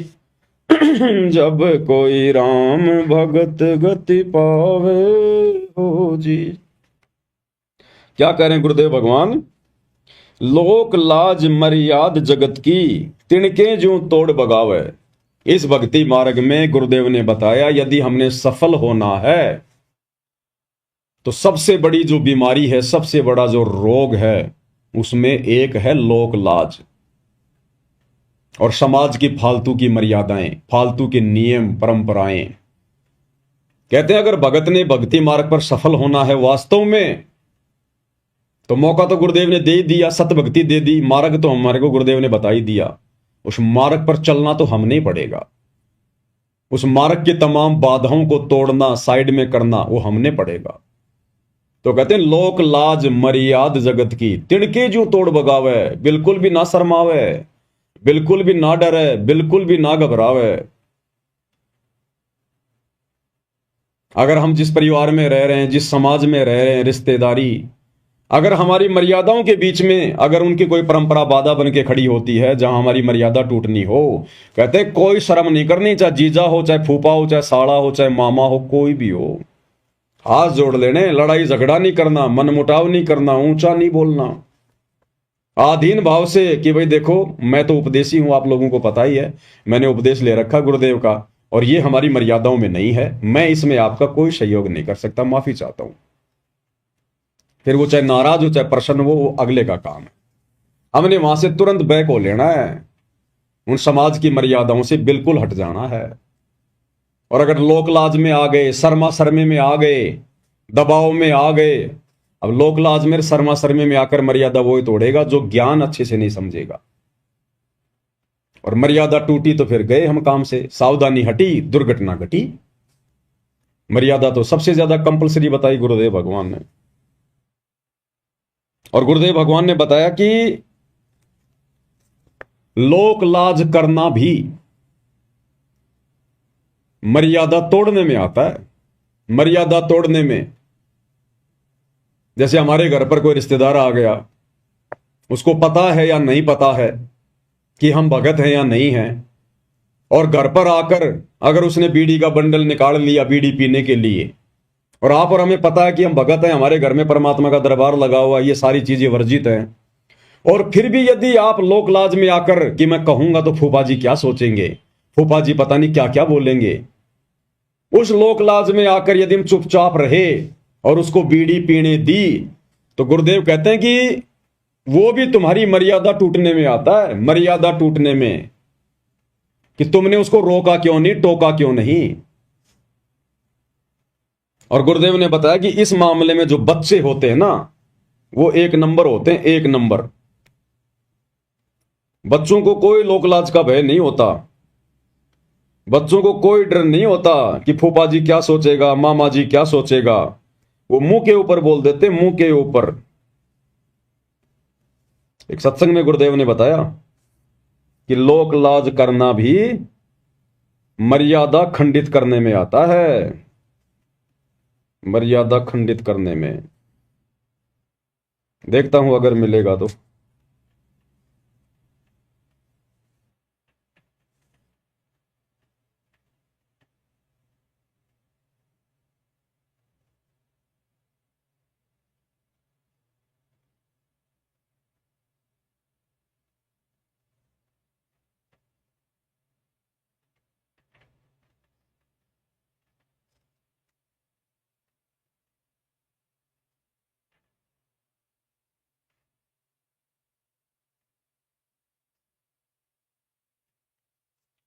क्या करें गुरुदेव भगवान, ध्यान से सुनिएगा। तो अब ऐसा निर्मल ज्ञान पूरे विश्व में फैलेगा। ठीक है, कोई 2-4-10% कर्महीन इंसान होंगे, वो तो अलग बात है। जहां 90% इंसान ठीक हो जाएंगे, उन 10% की पार पड़े को नहीं, उनकी नहीं बसावेगी, उन्हें सीधा होना पड़ेगा। वो भी सीधे हो जाएंगे, विकार रहित हो जाएंगे, शर्माया करेंगे, लुकते फिरा करेंगे।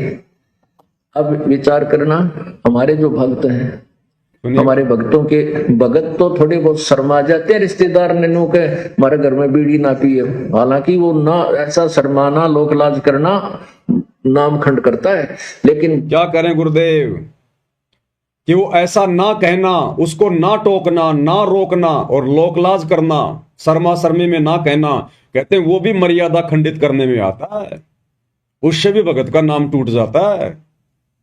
ध्यान से सुन लीजिए। हमारे जो भक्त हैं, हमारे भक्तों के भगत तो थोड़े बहुत शर्मा जाते हैं, रिश्तेदार ने नु के हमारे घर में बीड़ी ना पिए, हालांकि वो ना ऐसा शर्माना, लोकलाज करना नाम खंड करता है।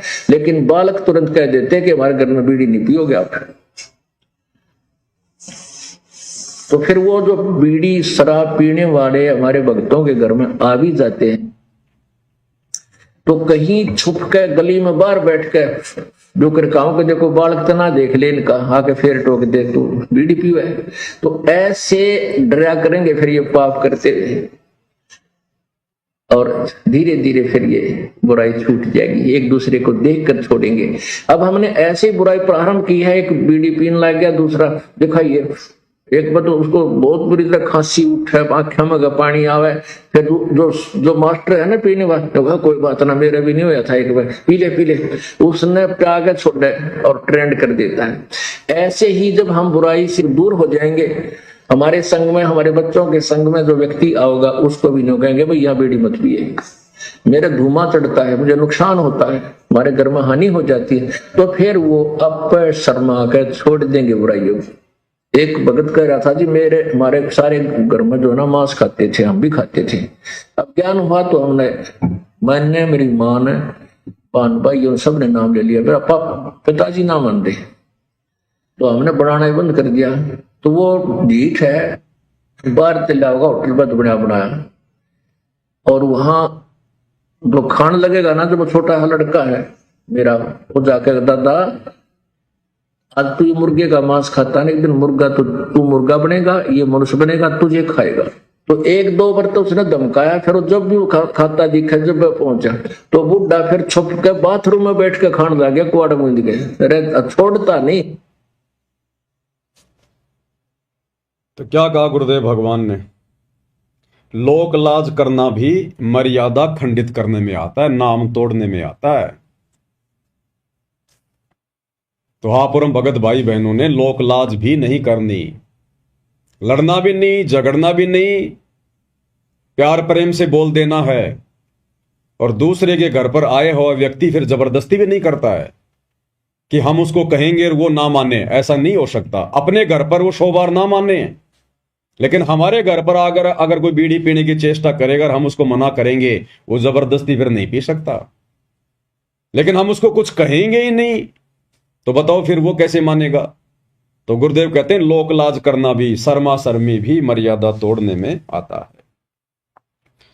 तो मालिक कहते हैं लोक लाज मर्याद जगत की, तिणके जूं तोड़ बगावे। और ये मर्यादाएं, ये फालतू की लोगों ने जो मर्यादाएं बना रखी हैं, शादी विवाह में जाना, दुनिया भर का दिखावा करना, लेना देना, दहेज, घोड़े, बैंड बाजे, और फालतू का ये जन्मदिन मनाना, अन्य जो होली, दिवाली, दशहरा, मकर संक्रांति, दुनिया भर के त्योहार, दुनिया भर के उस दिन पाखंड। तो हमने इन संसार की समस्त मर्यादाओं से हटना पड़ेगा। हमने सहयोग भी नहीं करना उनमें, सहयोग भी किसी भी प्रकार का। तो मालिक कहते हैं भाई लोक लाज मर्याद जगत की, तिणके ज्यों तोड़ बगावे, जब कोई राम भगत गति पावे। और आगे क्या कह रहे हैं परमात्मा, कामिनी और कनक जहर कर जाने, वो शहर अगमपुर जावे। कामिनी कनक जहर कर जाने, वो शहर अगम अमरपुर जावे, जब कोई राम भगत गति पावे हो जी। कामनी, कामनी यानी स्त्री, औरत, और कनक, कनक यानी सोना।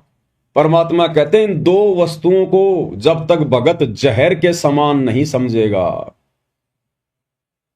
अब स्त्री को जहर के समान कैसे? स्त्री तो हमारी मां भी है, हमारी बहन भी है, स्त्री भी स्त्री है।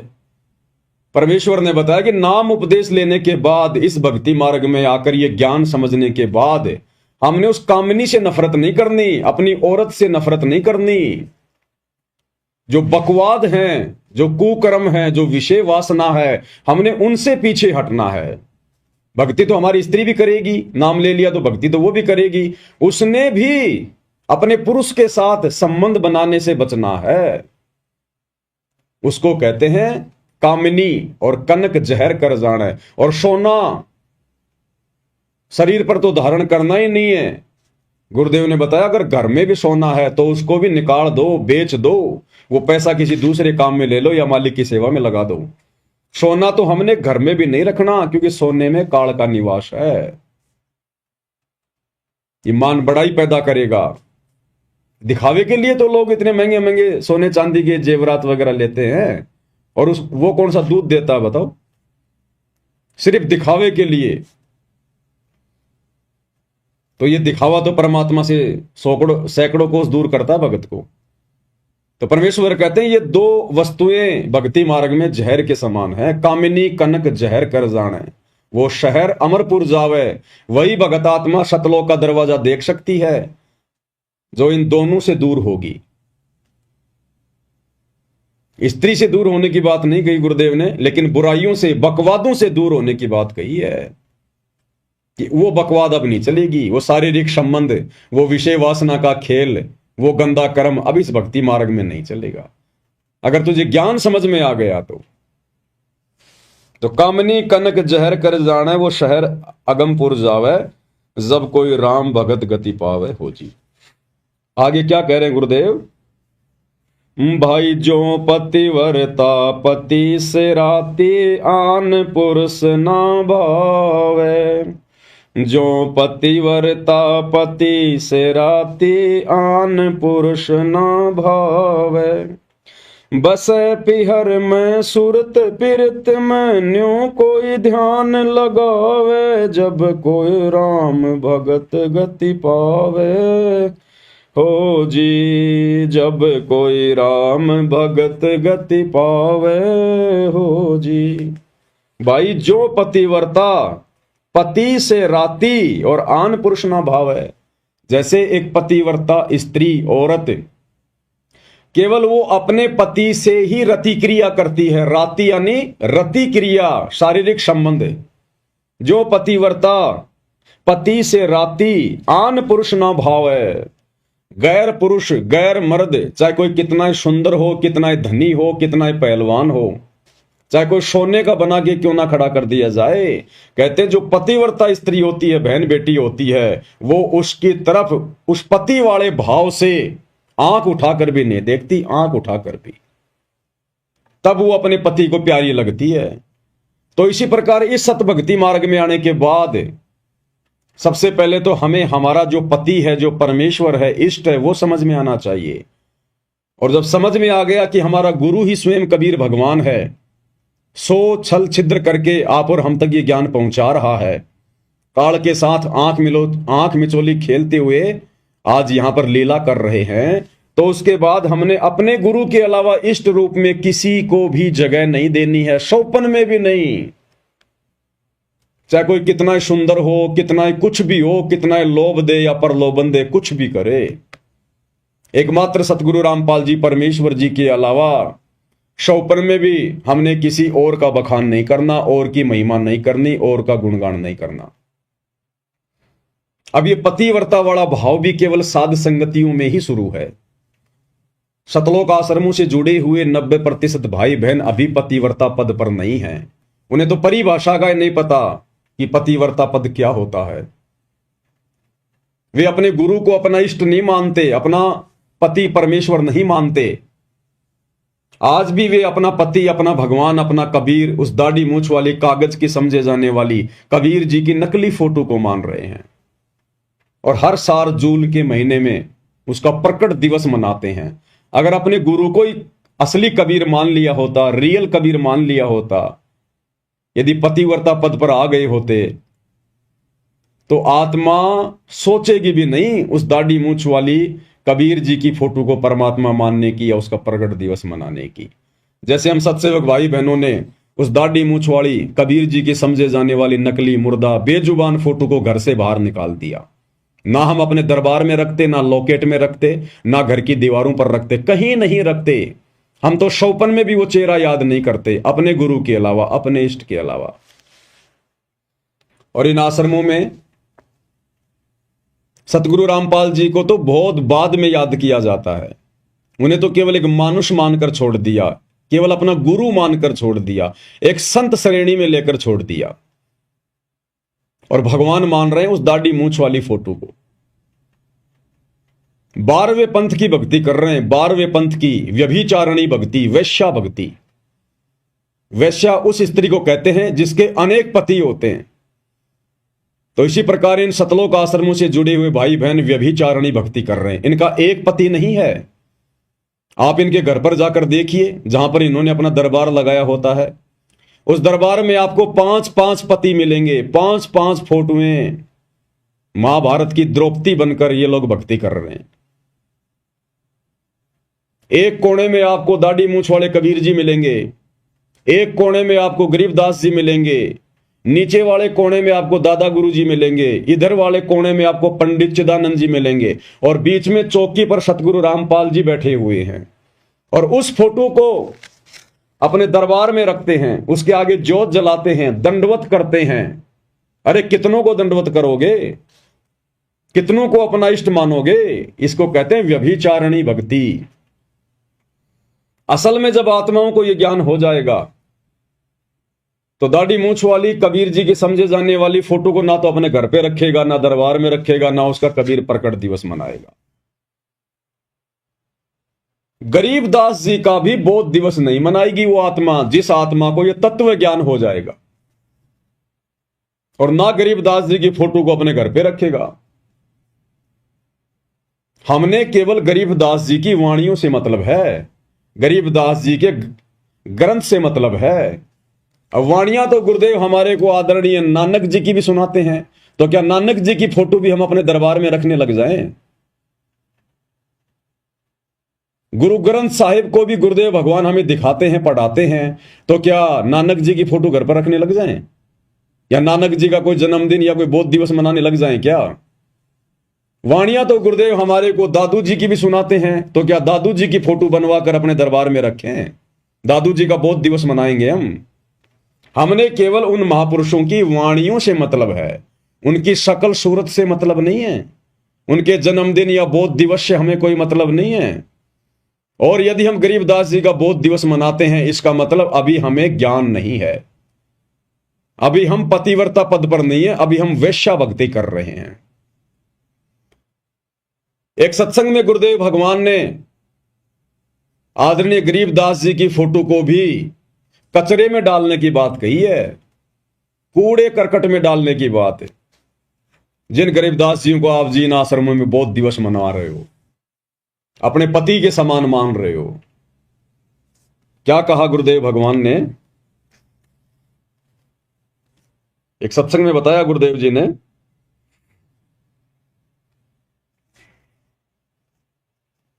छोटा सा सत्संग है।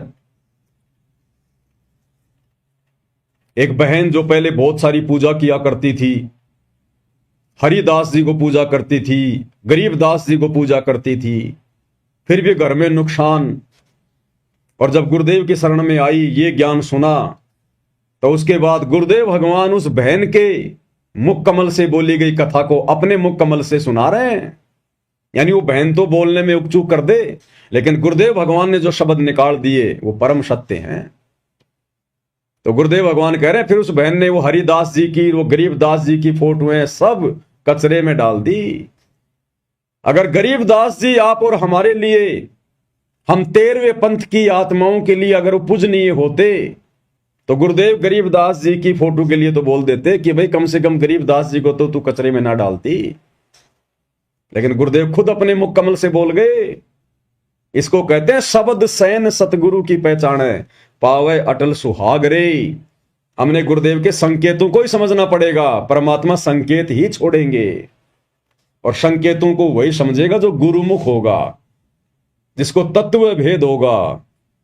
तत्व भेद एक न्यारा रे साधु भाई, तत्व भेद एक न्यारा, और समझेगा कोई गुरुमुख प्यारा, तत्व भेद एक न्यारा। तो क्या कह रहे हैं गुरुदेव भगवान? रोटी खा के बच्चे को खाना खिलाया, मैंने खाना बना रही थी, और वो अपना मोटरसाइकिल उठा के चला गया प्रतिदिन की तरह। अपने साथी को लिया जो साथ ही मकान था थोड़ी दूरी पे, तो चले गए। मैंने वो 2-4 रोटियां और बनाई। रोटी बना करके मैं सोची ला रोटी खा लेती हूँ। मैंने ऐसे ग्रास मुंह की तरफ किया था, इतना में वो लड़का, उसका साथी, उसके भी चोट लगी हुई, कपड़े फटे हुए, थोड़ा बहुत रक्त उससे भी निकल रहा था। वो भाग गया, आया, कहने लगे आंटी मेरे अब भाई की मृत्यु होगी ना, वो एक्सीडेंट हो गया भाई का। अब उसने नो कहा और मेरे हाथ से वो रोटी छूट गई मुंह में, जो एक्सीडेंट खाने के लिए ग्रास उठाया था। अब मैं सिर पे कपड़ा नहीं, पैरों में जूते नहीं, उस बच्चे के पीछे पीछे बहुत बुरी तरह दौड़ ली। उसने स्थान बता दिया था कि वहां एक्सीडेंट हो गया। वहां गई तो वहां मोटरसाइकिल बुरी तरह टूटी हुई पड़ी थी, बच्चा नहीं था। पता चला कि वो किसी हॉस्पिटल, नजदीक ही एक अस्पताल था सरकारी, वहां लेकर गए हैं। वहां जाकर पता चला कि वो, जाते ही पता लग गया कि उसकी मृत्यु हो चुकी है। कहते मैंने द्वार, उस हॉस्पिटल की द्वार का टक्कर मारी, मेरा सिर फट गया, बेहोश हो गई, 7 टांके आए मेरे सिर में। उसके बाद रो रो का बुरा हाल हो गया। और जितनी भी पूजाएं मैं किया करती थी, ठाक है मैंने कुर्डिया पे फेंक दियो, देवताओं की मूर्ति मारती, और वो पितरों की जितने भी पूजाएं मैं करती थी, क्योंकि मैं ढेर सारी पूजाएं करती थी। मैंने कोई स्थान नहीं छोड़ा, जिसने भी जो बता दिया कि वहां भी जाइए, वहां भी जाइए, है सारे सब पूजाएं मैं करती थी। देवी देवताओं की, ब्रह्मा विष्णु जी की, शिव जी की, हनुमान जी की, संतोषी माता की, शेराणी माता की, बाबा श्याम जी की, यानी जो भी, हरिदास जी की, गरीबदास जी की, यानी जहां भी जिसने मुझे नियर, हरिदास जी की, गरीबदास जी की, हनुमान जी की, सबकी फोटोएं उतार के उसने कहां डाल दी? कचरे में डाल दी, डस्टबिन में डाल दी। अगर गरीबदास जी आप और हमारे लिए यदि पूजनीय होते, यदि गरीबदास जी की पूजा करनी होती, उनकी फोटो दरबार में रखनी होती, यदि उनका बोध दिवस मनाना होता, तो गुरुदेव भगवान यहां ये संकेत ना करते। गरीबदास जी की, हरिदास जी की, सबकी फोटो उसने कहा डाली? कचरे में। तो बताओ भाई और बहनों, आप और हम क्या पूज रहे हैं फिर वर्तमान में? फिर आप और हम किस गरीबदास जी का बोध दिवस मना रहे हैं? क्यों मना रहे हैं? जब तक ज्ञान नहीं, इसलिए मना रहे हैं। ये सत्संगों में परमात्मा ने सारे भेद दे रखे, सारे भेद। खुल के नहीं कहेगा परमात्मा कि बस एक मेरी पूजा करो, बाकी सबको छोड़ दो। और वाणी में कह दिया कि एक के सादे सब सदे, सब सादे सब जाए, और माली सींचे मूल को फले फूले अगाए। और स्पष्ट कर दिया, गुरु समान नहीं दाता रे जग में, गुरु समान नहीं दाता। अब इससे ज्यादा और क्या कहेंगे? हम जानवर नहीं है जो खुल के बताएंगे, नाक में नाथ डाल के समझाएंगे। ये तत्व ज्ञान इसीलिए दिया है और मनुष्य जन्म इसीलिए दिया है ताकि हम संकेतों को समझ जाएं। तो क्या कह रहे हैं गुरुदेव? हरिदास और गरीबदास जी की फोटो भी उस बहन ने कहां डाली? कचरे में। इसी प्रकार वो दाढ़ी मूछ वाली, वो कबीर जी की समझे जाने वाली नकली फोटो, इन सब का स्थान कहां है? वो कचरा। दास ने आज से 2-3 साल पहले कहा था, जब हिसार जेल से ये पूज्य गुरुदेव भगवान के नाम से ऑडियो वीडियो आनी शुरू हुई थी, तो दास ने कहा था कि इन वीडियो पर कुत्ते पेशाब करते हैं, कुत्ते। तो एक भाई था जयपुर का, बड़ा आग बबूला हो गया, जैसे सारा ज्ञान उसी को समझ में आ गया हो, और उस बात को लेके वो 10-20 सत्सेवकों को तोड़ के ले गए अपने साथ मैनेजमेंट में कि ये तो गुरु जी की फोटो के ऊपर कहता कि कुत्ते मूतते हैं। अरे भैया, कलयुग की पिछली पीढ़ी है, एआई का जमाना है। दास 1-2 दिन में वीडियो बना के समझाएगा किस प्रकार से वर्तमान में हिसार जेल से ये जितने भी जो फर्जी आदेश आ रहे हैं, ये सब गुरु जी के एआई वीडियो बनाए जा रहे हैं। AI आवाज आ रही है, कोई सत्यता नहीं है। बचाव का एक ही तरीका है, केवल गुरुदेव के ज्ञान को आधार बनाकर भक्ति की जाए। इन ऑडियो वीडियो के चक्कर में नहीं गुरुजी लाइव आ रहे हैं, जेल से लाइव आ रहे हैं, नहीं आ रहे हैं। हमारे लिए वर्तमान में कोई औचित्य नहीं है सिवाय उनके सत्संगों के अलावा। तो गरीबदास जी की फोटो को गुरुजी कह रहे हैं कचरे में। और ये बात यदि मैं बोल देता तो पता नहीं क्या फिर ये लोग बवाल उठा देते। लेकिन यहां तुम्हारा बाप सतगुरु रामपाल जी भगवान साथ साथ में प्रमाण देते हैं। ये दास अगर कुछ बोल भी जाता है ना तो परमात्मा 2-3 महीने बाद में अपने सत्संग में उसका प्रमाण दे देते हैं कि ये नहीं बोलता, इसको मैंने बुलवाया था। तो क्या कह रहे हैं परमात्मा? हरिदास जी की, गरीबदास जी की, सबकी फोटोओं को कचरे में डालने की बात कर रहे हैं। मूर्ति और वो पितरा की जितने भी पूजाएं मैं करती थी, क्योंकि मैं ढेर सारी पूजाएं करती थी, मैंने कोई स्थान नहीं छोड़ा। जिसने भी जो बता दिया कि वहां भी जाइए, वहां भी जाइए, है सारे सब पूजाएं मैं करती थी। देवी देवताओं की, ब्रह्मा विष्णु जी की, शिव जी की, हनुमान जी की, संतोषी माता की, शेराणी माता की, बाबा श्याम जी की, यानी जो भी हरिदास जी की, गरीबदास जी की, यानी जहां भी जिसने मुझे नियर बाई बताया मैं उड़े जाया करती कि हे भगवान मेरे बच्चे की लंबी आयु देना। परमात्मा कहते हैं आए कि जो खावे ताको, जो बक्षक ताको विश्वासा, और जो रक्षक उसते ये फिरे उदासा। जो इनको खाता है, जो भक्षक है, उसको तो ये भगवान मान रहे हैं काल को तो, और जो रक्षक है कबीर परमात्मा, उससे उदास फिरते हैं, कहते ना तू भगवान नहीं। तो सुन लिया भाई और बहनों, पूज्य गुरुदेव भगवान के मुख कमल से दास अपनी तरफ से कुछ नहीं बोलता है, या जो भी परमात्मा बुलवाते हैं अपनी सत्य प्रेरणा के आधार से बुलवाते हैं, और समय आने पर परमात्मा फिर उसका प्रमाण भी देते हैं। अब कई जो नए नए भगत भाई बहन होते हैं इस ज्ञान को इतना समझ नहीं पाते। जो लोग ज्यादा शाणे हैं, चतुर हैं, उनको भ्रमित कर देते हैं। वो कहते हैं फिर गुरुजी क्यों पूजा करते थे दाढ़ी मूंछ वाले कबीर जी को? गुरुजी क्यों उसका प्रगट दिवस मनाते थे? गुरुजी भी तो गरीबदास जी का बोध दिवस मनाते थे आश्रम में। भाई आप और हम गुरुजी नहीं हैं, वो काम गुरुजी किया करते थे। आप और हम जीव हैं। इस 21 ब्रह्मांड के जो कर्म है आप और हमारे ऊपर लागू हैं, गुरु के ऊपर लागू नहीं है। परमेश्वर अपनी वाणी में कहते हैं शिष्य पूजे गुरु आपना, कि जो शिष्य होता ना उसने केवल अपने गुरु की ही पूजा करनी चाहिए। शिष्य पूजे गुरु आपना और गुरु पूजे सब साध। और जो गुरु होता है वो सबकी पूजा करेगा। गरीबदास जी को भी पूजेगा, कबीर जी को भी पूजेगा, मुनिंद्र को भी पूजेगा, अपने गुरु को भी पूजेगा, सबको पूजेगा। तो कहते हैं शिष्य पूजे गुरु अपना। शिष्य का धर्म केवल यही है, अपने गुरु की पूजा करे और किसी की ना करे। और गुरु पूजे सब साध, क्योंकि गुरु ने तो आपको भक्ति समझानी है, आपको भक्ति मार्ग पर लगाना है। गुरु के ऊपर कोई काल का नियम, कोई कर्म लागू नहीं है। वो केवल नियमों में रहने की भूमिका करता है। तो उसने तो हमारे को सभी महापुरुषों की वाणियां समझानी है, ज्ञान समझाना है। गुरु तो सबका ही जो है वो पूजा पाठ करेगा, जो मर्जी करेगा। लेकिन भगत के लिए क्या आदेश है? शिष्य पूजे गुरु अपना और गुरु पूजे सब साध। कहे कबीर उन दोनों का मता बड़ा अगाध। कहते हैं उस गुरु के पूजने में और शिष्य के पूजने में, उन दोनों के बीच में बड़ा अंतर है, बड़ा भेद है, बड़े नियम है, बड़ी मर्यादा है। तो गुरु किसको पूज रहा है, गुरु क्या कर रहा है, वो हमारे लिए मायने नहीं रखता। हमने गुरु की जो करनी है उसको देख के नहीं चलना। गुरु की जो कथनी है, गुरु ने जो कथनी, जो कथ दी अपने सत्संगों के माध्यम से, हमने उसको आधार बना के चलना है, उसको भक्ति करनी है। तो गुरु ने कह दिया सब साध है कि भाई मालिक की जो वाणी है कि एक के साधे सब सदे और सब साधे सब जाए और माली सींचे मूल को फले फुले गाए। तो हमने केवल एकमात्र अपने गुरुदेव की ही पूजा करनी है, उन्हीं को साधना है। उनकी साधना में, उनकी पूजा में सबकी पूजा आ गई।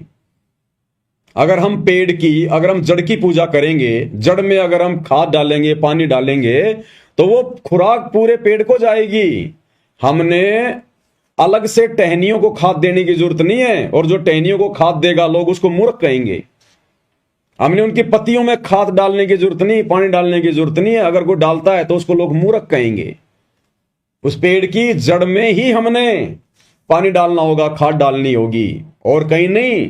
तो इसी प्रकार यदि हमने भक्ति पर सफल होना है, मोक्ष प्राप्त करना है, तो एकमात्र जो भक्ति की जड़ है, जो भक्ति का मूल है, सतगुरु, हमने केवल उन्हीं की पूजा करनी है, उन्हीं की सेवा करनी है। अन्य ना गरीबदास जी की, ना दाढ़ी मूछ वाले कबीर जी की, ना हमारे दादा गुरु जी के, ना पंडित जो है चिदानंद जी की, ना किसी और की। उन महापुरुषों की वाणियां यदि हमारे लिए उपयोगी हैं, भक्ति में सहयोगी हैं, तो हमने उनकी वाणियों का सहारा लेना है, उनकी फोटोओं का सहारा नहीं लेना।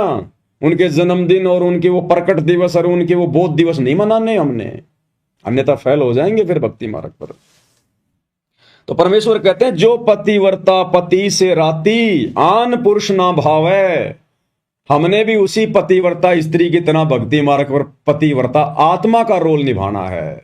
अपने गुरु के अलावा हमने शौपन में भी किसी और अन्य देव या महापुरुष या साधु संत की तरफ आंख उठा के भी नहीं देखना।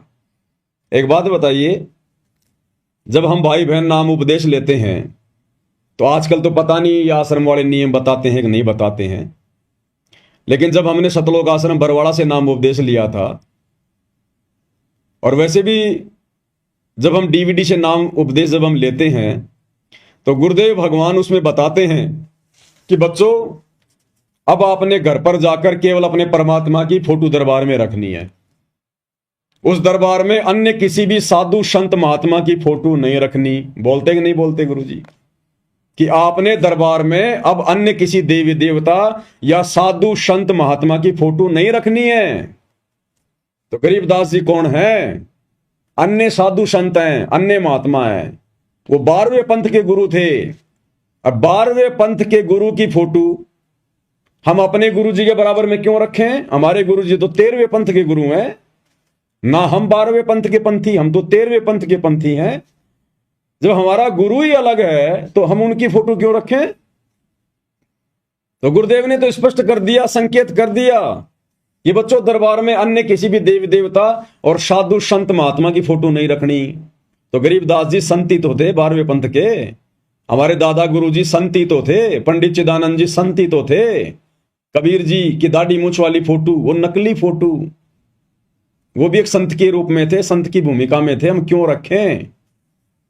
वर्तमान में जो महापुरुष आया हुआ है, जो हमारे गुरु हैं, जो हमें हर प्रकार से भक्ति दे रहे हैं, मर्यादाओं का पाठ पढ़ा रहे हैं, हमारे 100 काम कर रहे हैं, तो हमने तो उनके गुणगान गाने पड़ेंगे ना, उनकी महिमा करनी पड़ेगी, उनकी भक्ति करनी पड़ेगी, उनकी पूजा करनी पड़ेगी, उन्हीं को प्रथम महत्व देना पड़ेगा।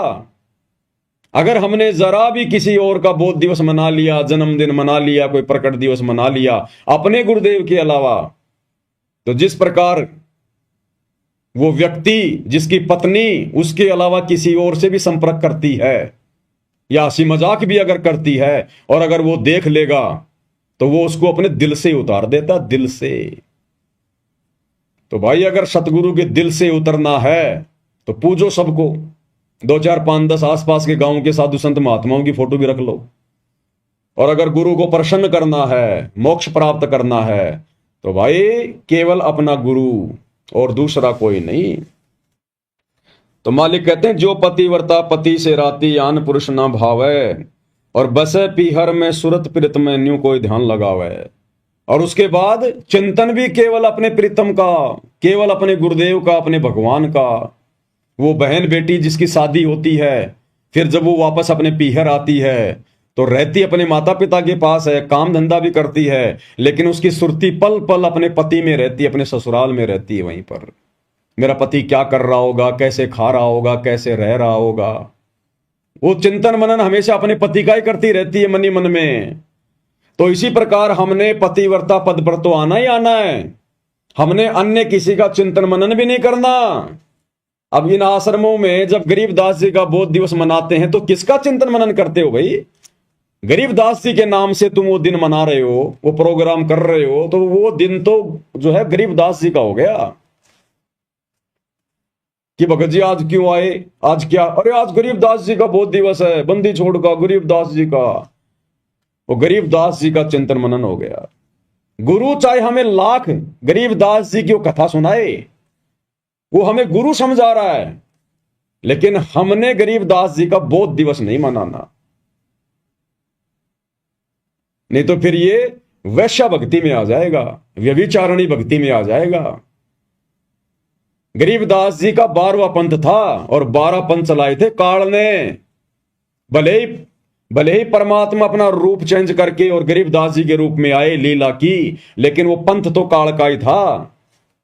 हम 13वें पंथ के पंथी हैं, हमें 12वें पंथ के गुरु से कोई लेना देना नहीं। और वैसे तो ज्ञान तो गुरुदेव कहते हैं अगर हमारे को अगर गधे से भी मिल जाए तो भी ले लेना चाहिए। गरीबदास जी की तो बात ही अलग है। अगर कोई अच्छी शिक्षा, अच्छा ज्ञान यदि हमें नकली संतों से मिल जाए तो वो भी ले लेना चाहिए, लेकिन नकली संतों की फिर पूजा थोड़ी करने लग जाएंगे, उनका बोध दिवस थोड़ा ना मनाने लग जाएंगे हम। ऐसे तो फिर ना जाने परमात्मा कितने रूप में भिन्न भिन्न आए। फिर तो सतयुग में यही कबीर भगवान है, जिसको मान रहे हो कि वे 650 साल पहले आए थे कबीर जी, दाढ़ी मूंछ वाले, जिनकी तुम फोटो रख रहे हो, कबीर प्रकट दिवस मना रहे हो, तो वही कबीर जी तो द्वापर में भी आए थे करुणामय ऋषि के रूप में। बना लो एक फोटो, क्या जाता है तुम्हारा। वैसे भी तुम आजकल सारी फोटो एआई से बना रहे हो। जब से हम सत्सेवकों ने दाढ़ी मूंछ वाले नकली कबीर की फोटो फाड़ी है, तुम आश्रम वालों ने एआई से लंबी लंबी दाढ़ी मूंछ वाले गोरे गोरे से कबीर जी बना लिए, तो एक करुणामय जी भी बना लो। फिर त्रेता युग में परमात्मा ऋषि मुनिंदर के नाम से आए थे, एक मुनिंदर की फोटो भी बना लो। सतयुग में सतसुकृत नाम से आए थे, एक सतसुकृत वाली फोटो भी बना लो। और इनके भी बोध दिवस मनाना शुरू कर दो, तुम्हारा तो बहुत अच्छा धंधा चलेगा। तुम्हारे तो तीन जो है पाठ और बढ़ जाएंगे 3-3 दिन के, कि भाई फला फला दिन को और ऋषि करुणामय जी का प्रकट दिवस है, फिर ऋषि सुसकृत जी का प्रकट दिवस है, मुनिंदर जी का प्रकट दिवस है। अरे तुम लोगों ने मुनिंदर जी के नाम से मुनिंदर धर्मार्थ ट्रस्ट तो बना ही लिया, अरे उनका प्रकट दिवस भी मनाने लग जाओ। और उससे भी जी ना भरे तो मुनिंदर जी का निर्वाण दिवस, सतसुकृत जी का निर्वाण दिवस, करुणामय जी का निर्वाण दिवस, वो भी मनाने लग जाओ। तो ये व्यभिचारणी भक्ति है, वैश्या भक्ति है, इससे गुरु प्रसन्न नहीं होगा। तो कहते हैं हमने चिंतन मनन भी एकमात्र अपने गुरुदेव भगवान का करना है। जैसे वो पतिव्रता स्त्री बहन बेटी पीहर में रहकर भी अपने पति के विषय में ही चिंता करती रहती है। बसे पीहर में सुरत पिरत में न्यू कोई ध्यान लगावे, जब कोई राम भगत गति पावे। बाई निंदा स्तुति मान बढ़ाई, मन से मार गिरावे। निंदा स्तुति मान बढ़ाई, मन से मार गिरावे। अष्ट सिद्धि की अटक न मान, आगे कदम बढ़ावे। जब कोई राम भगत गति पावे, हो जी जब कोई राम भगत गति। निंदा स्तुति मान बढ़ाई, मन से मार गिरावे। निंदा यानी हमने भूलकर भी किसी की निंदा नहीं करनी है, किसी की चुगली नहीं करनी है, पीठ पीछे किसी के बारे में वो बातें नहीं कहनी जो बातें हम उसके मुंह पर कहने से जो है शर्माते हैं या फिर हम डरते हैं। अगर कहना है तो किसी के सामने कहो, किसी के मुंह पे कहो। जो बातें हम किसी के सामने कहने की हिम्मत नहीं कर सकते, पीठ पीछे भी मत कहो, अन्यथा वो फिर निंदा में आएगी कि वो ऐसा बोल रहा था, उसने ये कर दिया, उसने वो कर दिया। हां, अगर कोई सत्य बात है तो वो चाहे पीठ पीछे कहो, वो निंदा चुगली में नहीं आती। चोर को चोर कहना चाहे पीठ पीछे कह दो चाहे सामने से कह दो, वो निंदा चुगली में नहीं आती। परमात्मा कहते हैं, वाणी है परमपिता परमेश्वर जी की, कि साचा शब्द कबीर का प्रकट किया जगमाही, और जैसे को तैसा कहे सो तो निंदा नहीं। अगर कोई भगत है, भक्ति मार्ग के विपरीत जा रहा है, भगत भाई बहनों को भ्रमित कर रहा है, तो उसके बारे में, उसकी गलतियों के बारे में अन्य भगत भाई बहनों को बताना, समझाना, वो निंदा चुगली में नहीं आता। जैसे दुनिया भर के साधु संत महात्मा नकली, गुरुदेव भगवान इनकी खाल उतारते हैं ज्ञान आधार से, वो निंदा चुगली नहीं है। ये सतलोक आश्रम वाले गुरुदेव के बेटा बेटी भाई बंधु रिश्तेदार सारे भक्ति विरुद्ध कुकर्म कर रहे हैं, हम इनके ऊपर वीडियो बनाते हैं, ये निंदा चुगली में नहीं आता है। निंदा चुगली वो है जब आप किसी से राग द्वेष ईर्ष्या करके, आप किसी से जलन करके और व्यर्थ में उसके खिलाफ भोगते हो, तो वो भगत ने नहीं करना चाहिए। उससे भगत का भी अंतःकरण जो है मैला होगा और भक्ति का भी नाश होगा। स्तुति, अगर हमारी कोई मान बढ़ाई कर रहा है, हमारी कोई महिमा कर रहा है, हमारे बारे में मीठे मीठे गीत गा रहा है, और यदि हमें सुनने को मिल गए या किसी के माध्यम से सुनने को मिल गए, तो हमने किसी की उस स्तुति से हमने गुबारी की तरफ फूलना नहीं है। हमने अपने अंदर मान बढ़ाई पैदा नहीं करनी है। जैसे कोई किसी के गले में माला डालता है, फिर वो बड़ा खुश होता है, प्रसन्न होता है, उसके नाम के जयकारे लगते हैं, या कोई किसी के बारे में ऊंची ऊंची बढ़ा चढ़ा के बातें करता है। तो इसी प्रकार हमारी चाहे कोई कितनी ही बढ़ाई क्यों ना करे, अगर हमने कोई अच्छा काम किया है, उसकी भी अगर हमारी कोई बढ़ाई कर रहा है, तो भी हमने उस बढ़ाई को अपने ऊपर नहीं लेना कि नहीं, जो भी कुछ कर रहे हैं मेरे गुरुदेव भगवान कर रहे हैं, आज उनकी रजा से ही सब कुछ हो पा रहा है, मेरी 2 कोटि के जीव की क्या औकात है। तो अगर हमारी कोई स्तुति कर रहा है, कोई महिमा कर रहा है, हमें कोई इज्जत दे रहा है, तो हमने गुबारी की तरफ फूलना नहीं है कि मेरी कोई औकात नहीं। अगर मैंने ये अच्छा काम किया है तो मेरे गुरुदेव भगवान के आशीर्वाद से, उनका ज्ञान लेने के बाद किया है, तो सारा का सारा जो क्रेडिट है, जो श्रेय है, मेरे पूज्य गुरुदेव जी को जाता है। तो हमने किसी के द्वारा की गई जो स्तुति है उससे भी हमने प्रसन्न नहीं होना है। निंदा स्तुति मान बढ़ाई, मान बढ़ाई, हमने मान बढ़ाई में नहीं आना बिल्कुल भी, अहंकार में नहीं आना बिल्कुल भी। हमने ऊपर मुंह करके नहीं चलना, अपने अंदर अहंकार भाव पैदा नहीं करना। 2 कोटि के जीव हैं, हमारी औकात क्या है गुरुदेव ने सृष्टि रचना सुनाकर बता दी।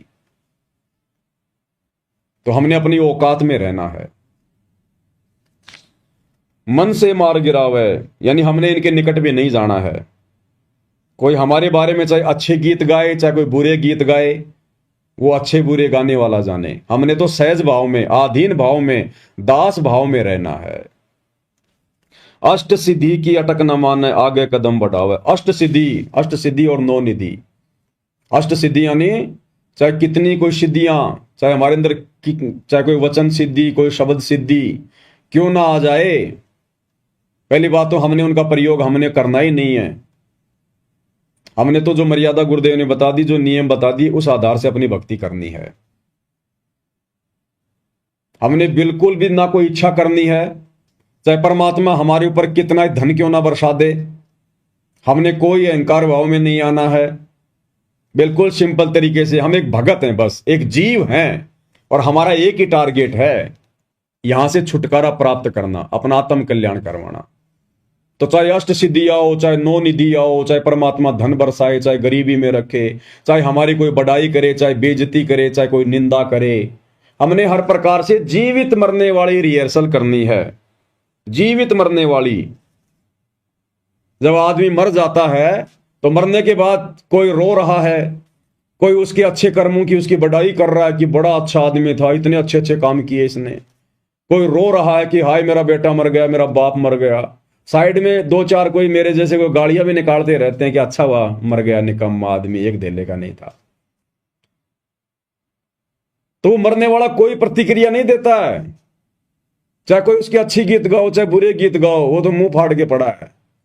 तो इसी प्रकार परमेश्वर कहते हैं जीवित मरना वही है। यो गुरु ज्ञान विज्ञान वाणी, जीवित ही जग में मरो।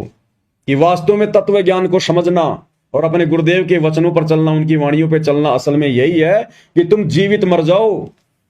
और जिस दिन भगत ने अपने आप को जीवित मरना समझ लिया, जीवित मरा हुआ मान लिया, समझ लिया, उस दिन परमात्मा फिर हमारे ऊपर रजा करेंगे, दया करेंगे। फिर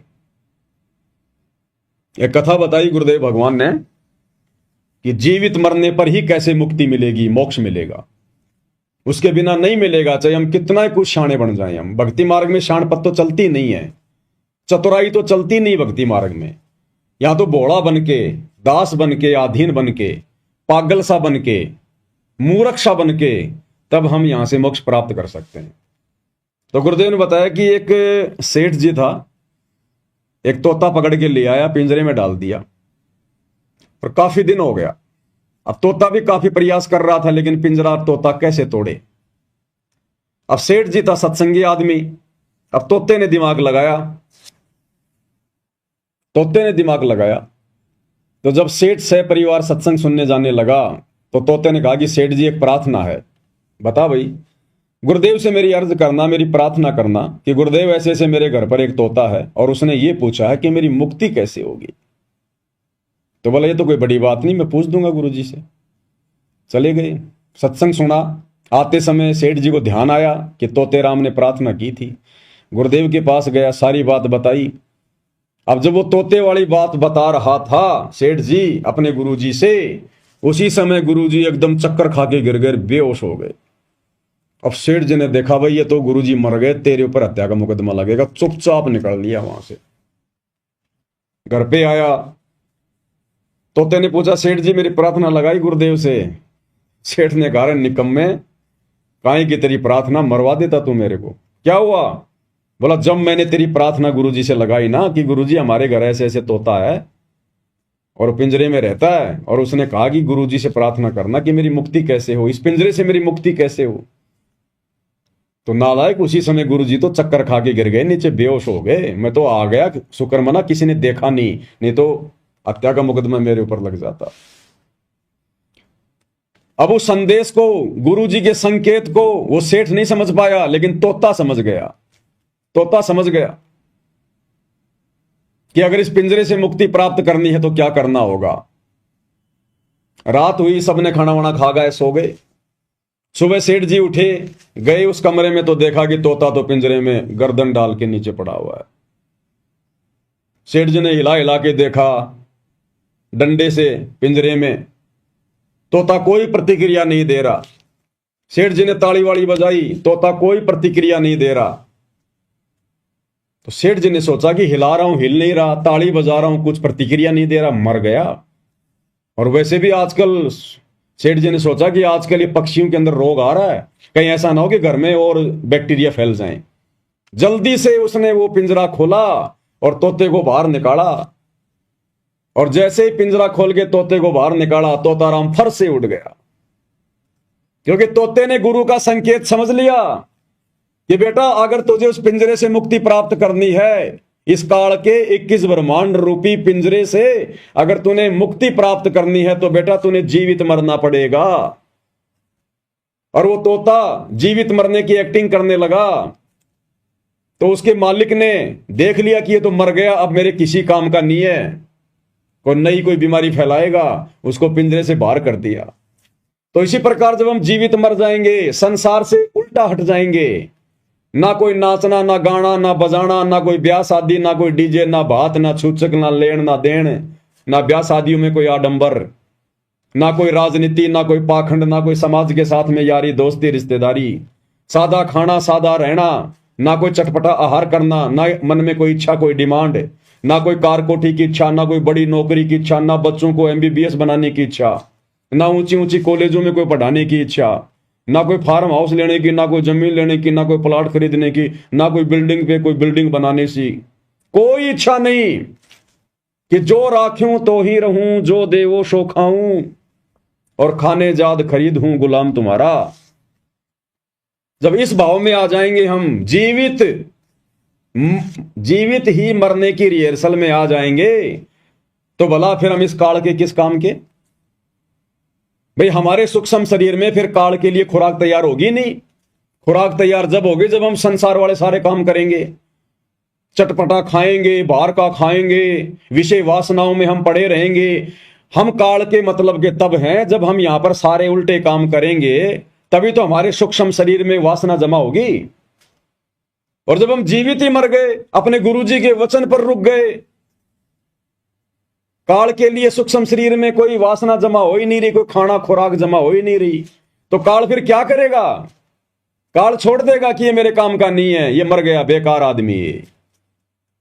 और उस बेकार को ही फिर गुरु पकड़ेगा कि अब ये मेरे काम का है। जिसको काल ने बेकार समझ के छोड़ दिया वो सतगुरु के मतलब का होता है। काल को चाहिए विकारी और सतगुरु को चाहिए निर्विकारी। तो काल हमें कब छोड़ेगा? जब हम निर्विकारी हो जाएंगे। तो काल हमारे को निर्विकारी समझकर कि मेरे को तो विकारी अंश ही है, मैं क्या करूंगा, इसका किसी काम का नहीं। अरे जिस मक्का के सारे दाने निकाल दिए गए हो, उस मक्का को कोई सेकता है क्या? उस मक्का को कोई आग में कोई पकाता है क्या? तो जब हम जीवित मर जाएंगे, सारे विकार हमारे समाप्त हो जाएंगे, तो काल हमें तपतशिला पर भूनकर क्या निकालेगा? फिर वो हंस परमात्मा के काम आता है। निर्विकारी हंस फिर परमात्मा के काम आता है। विकारी काम आता है काल के और निर्विकारी परमात्मा के। फिर परमात्मा ले जाएगा उसको फिर। तो इस प्रकार से यहां देखो, बार बार गुरु जी हमें यही तो संकेत कर रहे हैं कि बच्चों मत देखो संसार को, संसार की तरफ देखना बंद कर दो, अपने परमात्मा के चरणों से चिपट जाओ। तो क्या संकेत है ये कि जीवित मर लो। ये बकवादे करते तो असंख्य जन्म हो गए, तुमने क्या प्राप्त किया तुम्हें याद भी नहीं है। तो कितनी बार राजा बन लिया पूरे देश का, है? जहां तू हाथ रख दे वही जमीन वो तेरी हो जाती थी। आज तू 100 गज के प्लाट के लिए मारामारी करता फिर रहा है। तो गुरुदेव ज्ञान देकर ये तो समझाते हैं कि जीवित मर ले रे मनवा। तो गुरुदेव कह रहे निंदा स्तुति मान बढ़ाई, मन से मार गिरावे, अष्ट सिद्धि की अटक न माने, आगे कदम बढ़ावे। जब कोई राम भगत गति पावे, हो जी। आशा नदी उलट के डाट, आडा बांध लगावे। आशा नदी उलट के डाट, आडा बांध लगावे। भव जल खार समुद्र में, फिर बहुर न खोड़ मिलावे। जब कोई राम भगत गति पावे, हो जी। जब कोई राम भगत गति पावे, हो जी। आशा नदी उलट के डाटे, ये मन में उठने वाली इच्छाएं, आशाएं, ये कर लूं वो कर लूं, बेटा पढ़ा दूं, नौकरी लगा लूं, कोठी बना लूं, एक प्लॉट ले लूं, ये तरह तरह की जो मन में उठने वाली इच्छाएं, परमात्मा कहते हैं इनको रोके, उलट के डाटे। परमात्मा के ज्ञान आधार से इन पे रोक लगावे और आडा बांध लगावे। इस तत्व ज्ञान का आडा बांध लगावे। जैसे नदी के बीच में बांध बना दिया जाता है तो पानी वहीं रुक जाता है। तो परमात्मा कहते हैं जो मन की इच्छाएं, जो आशाएं हैं, जो ये तृष्णाएं हैं, इस तत्व ज्ञान से बांध लगा ले। बांध यानी मोटी दीवार लगा दे कि नहीं, अपने किसी काम की नहीं। यहां पर ये काल का सुख झूठा, यहां का लोक झूठा, ये नश्वर, कब मर जाए कोई भरोसा नहीं। असंख्य जन्म हो गए यहां। तो गुरुदेव के ज्ञान को आधार बनाकर हमने मन में उठने वाली उन इच्छाओं का दमन करना है। आशा नदी उलट के डाटे, आडा बांध लगावे। और भवजल खार समुद्र में, फिर बहुर ना खोड़ मिलावे। जब हम इतने दृढ़ हो जाएंगे, इस प्रकार से ज्ञान को आधार बनाकर अपने मन को रोक लेंगे, तो परमात्मा कहते हैं फिर इस भवजल में, भवजल खार, इस खारे समुद्र में फिर वापस हमारे को नहीं आना पड़ेगा। जन्म और मरण का चक्कर हमारा समाप्त हो जाएगा। बहुर ना खोड़ मिलावे, खोड़ यानी बार बार हमारे को फिर ये जन्म धारण नहीं करने पड़ेंगे। यहाँ पर फिर हम सतलोक चले जाएंगे। फिर इस बहुजल में, इस खारे समुद्र में गोते नहीं मारेंगे। गगन महल गोविंद गुमानी, पलक माही पहुंचावे। गगन महल गोविंद गुमानी, पलक माही पहुंचावे। नितानंद माटी का मंदिर, नूर तेज हो जावे। जब कोई राम भगत गति पावे, हो जी। अब यहां पर जो नितानंद जी हैं वो अपने गुरुदेव की, गुमानी दास जी की महिमा कर रहे हैं। और वैसे देखा जाए तो भाई और बहनों, ना तो महिमा के योग्य नितानंद जी हैं, ना उनके गुरु गुमानी दास जी हैं। क्योंकि जो गुमानी दास जी थे वे केवल विष्णु तक के ही उपासक थे, और नितानंद जी भी केवल उनकी भक्ति करके, उनके दिशा निर्देश अनुसार मर्यादा में रहकर केवल स्वर्ग तक ही गए हैं। तो नितानंद जी अपने गुरुदेव की महिमा कर रहे हैं कि गगन महल गोविंद गुमानी, पलक माही पहुंचावे। कि मेरे गुरुदेव एक पलक में मुझे उस अमरलोक में बैठा देंगे, अमरलोक में पहुंचा देंगे, इतने समर्थ हैं। और नित्यानंद माटी का मंदिर नूर तेज हो जावे और सदा सदा के लिए मैं अमर हो जाऊंगा, फिर मुझे नूरी शरीर मिलेगा वहां पर। तो ना तो नित्यानंद जी को मिला वो नूरी शरीर, ना वो अमर पद को प्राप्त हुए, ना उनका गुरु हुआ। आज हमें मिला है वो अमर पद प्राप्त करवाने वाला सच्चा गुरु। आज यदि किसी का महल नूरी हो सकता है, ये माटी का महल, ये मिट्टी का शरीर यानी नश्वर शरीर यदि तेजपुंज का हो सकता है, नूरी हो सकता है, तो केवल आप और हम सत्सेवक भाई बहनों का, सतगुरु रामपाल जी परमेश्वर जी के सच्चे भक्तों का, जो उनके वचन में रहकर अगर अपनी भक्ति को सफल कर गए तो ये मौका, ये सौभाग्य आप और हमारे पास में है आज वर्तमान में। तो भाई और बहनों, हम इसी प्रकार से पूज्य गुरुदेव भगवान की महिमा थोड़ा थोड़ा समय निकाल कर करते रहें, ताकि गुरुदेव भगवान की असीम दया आप और हमारे ऊपर बनी रहे और हमारी आत्मा स्थिर बनी रहे, दृढ़ बनी रहे। जब तक गुरुदेव भगवान अपने मिशन को पूरा करके हिसार जेल से बाहर नहीं आते, तब तक आप और हम भक्ति मार्ग पर जीवित रहें। हमारी जो श्रुति है हमारे गुरुदेव भगवान के चरणों में लगी रहे। तो इसी प्रकार हम धीरे धीरे भक्ति मार्ग पर आगे बढ़ेंगे। तो आज की वीडियो में केवल इतना ही। गुरुदेव भगवान हम सबको आशीर्वाद दे, आज्ञा दे, सद्बुद्धि दे और इसी प्रकार हमें भक्ति मार्ग पर चलाते रहें। बंदी छोड़ सतगुरु रामपाल जी परमेश्वर जी की जय हो।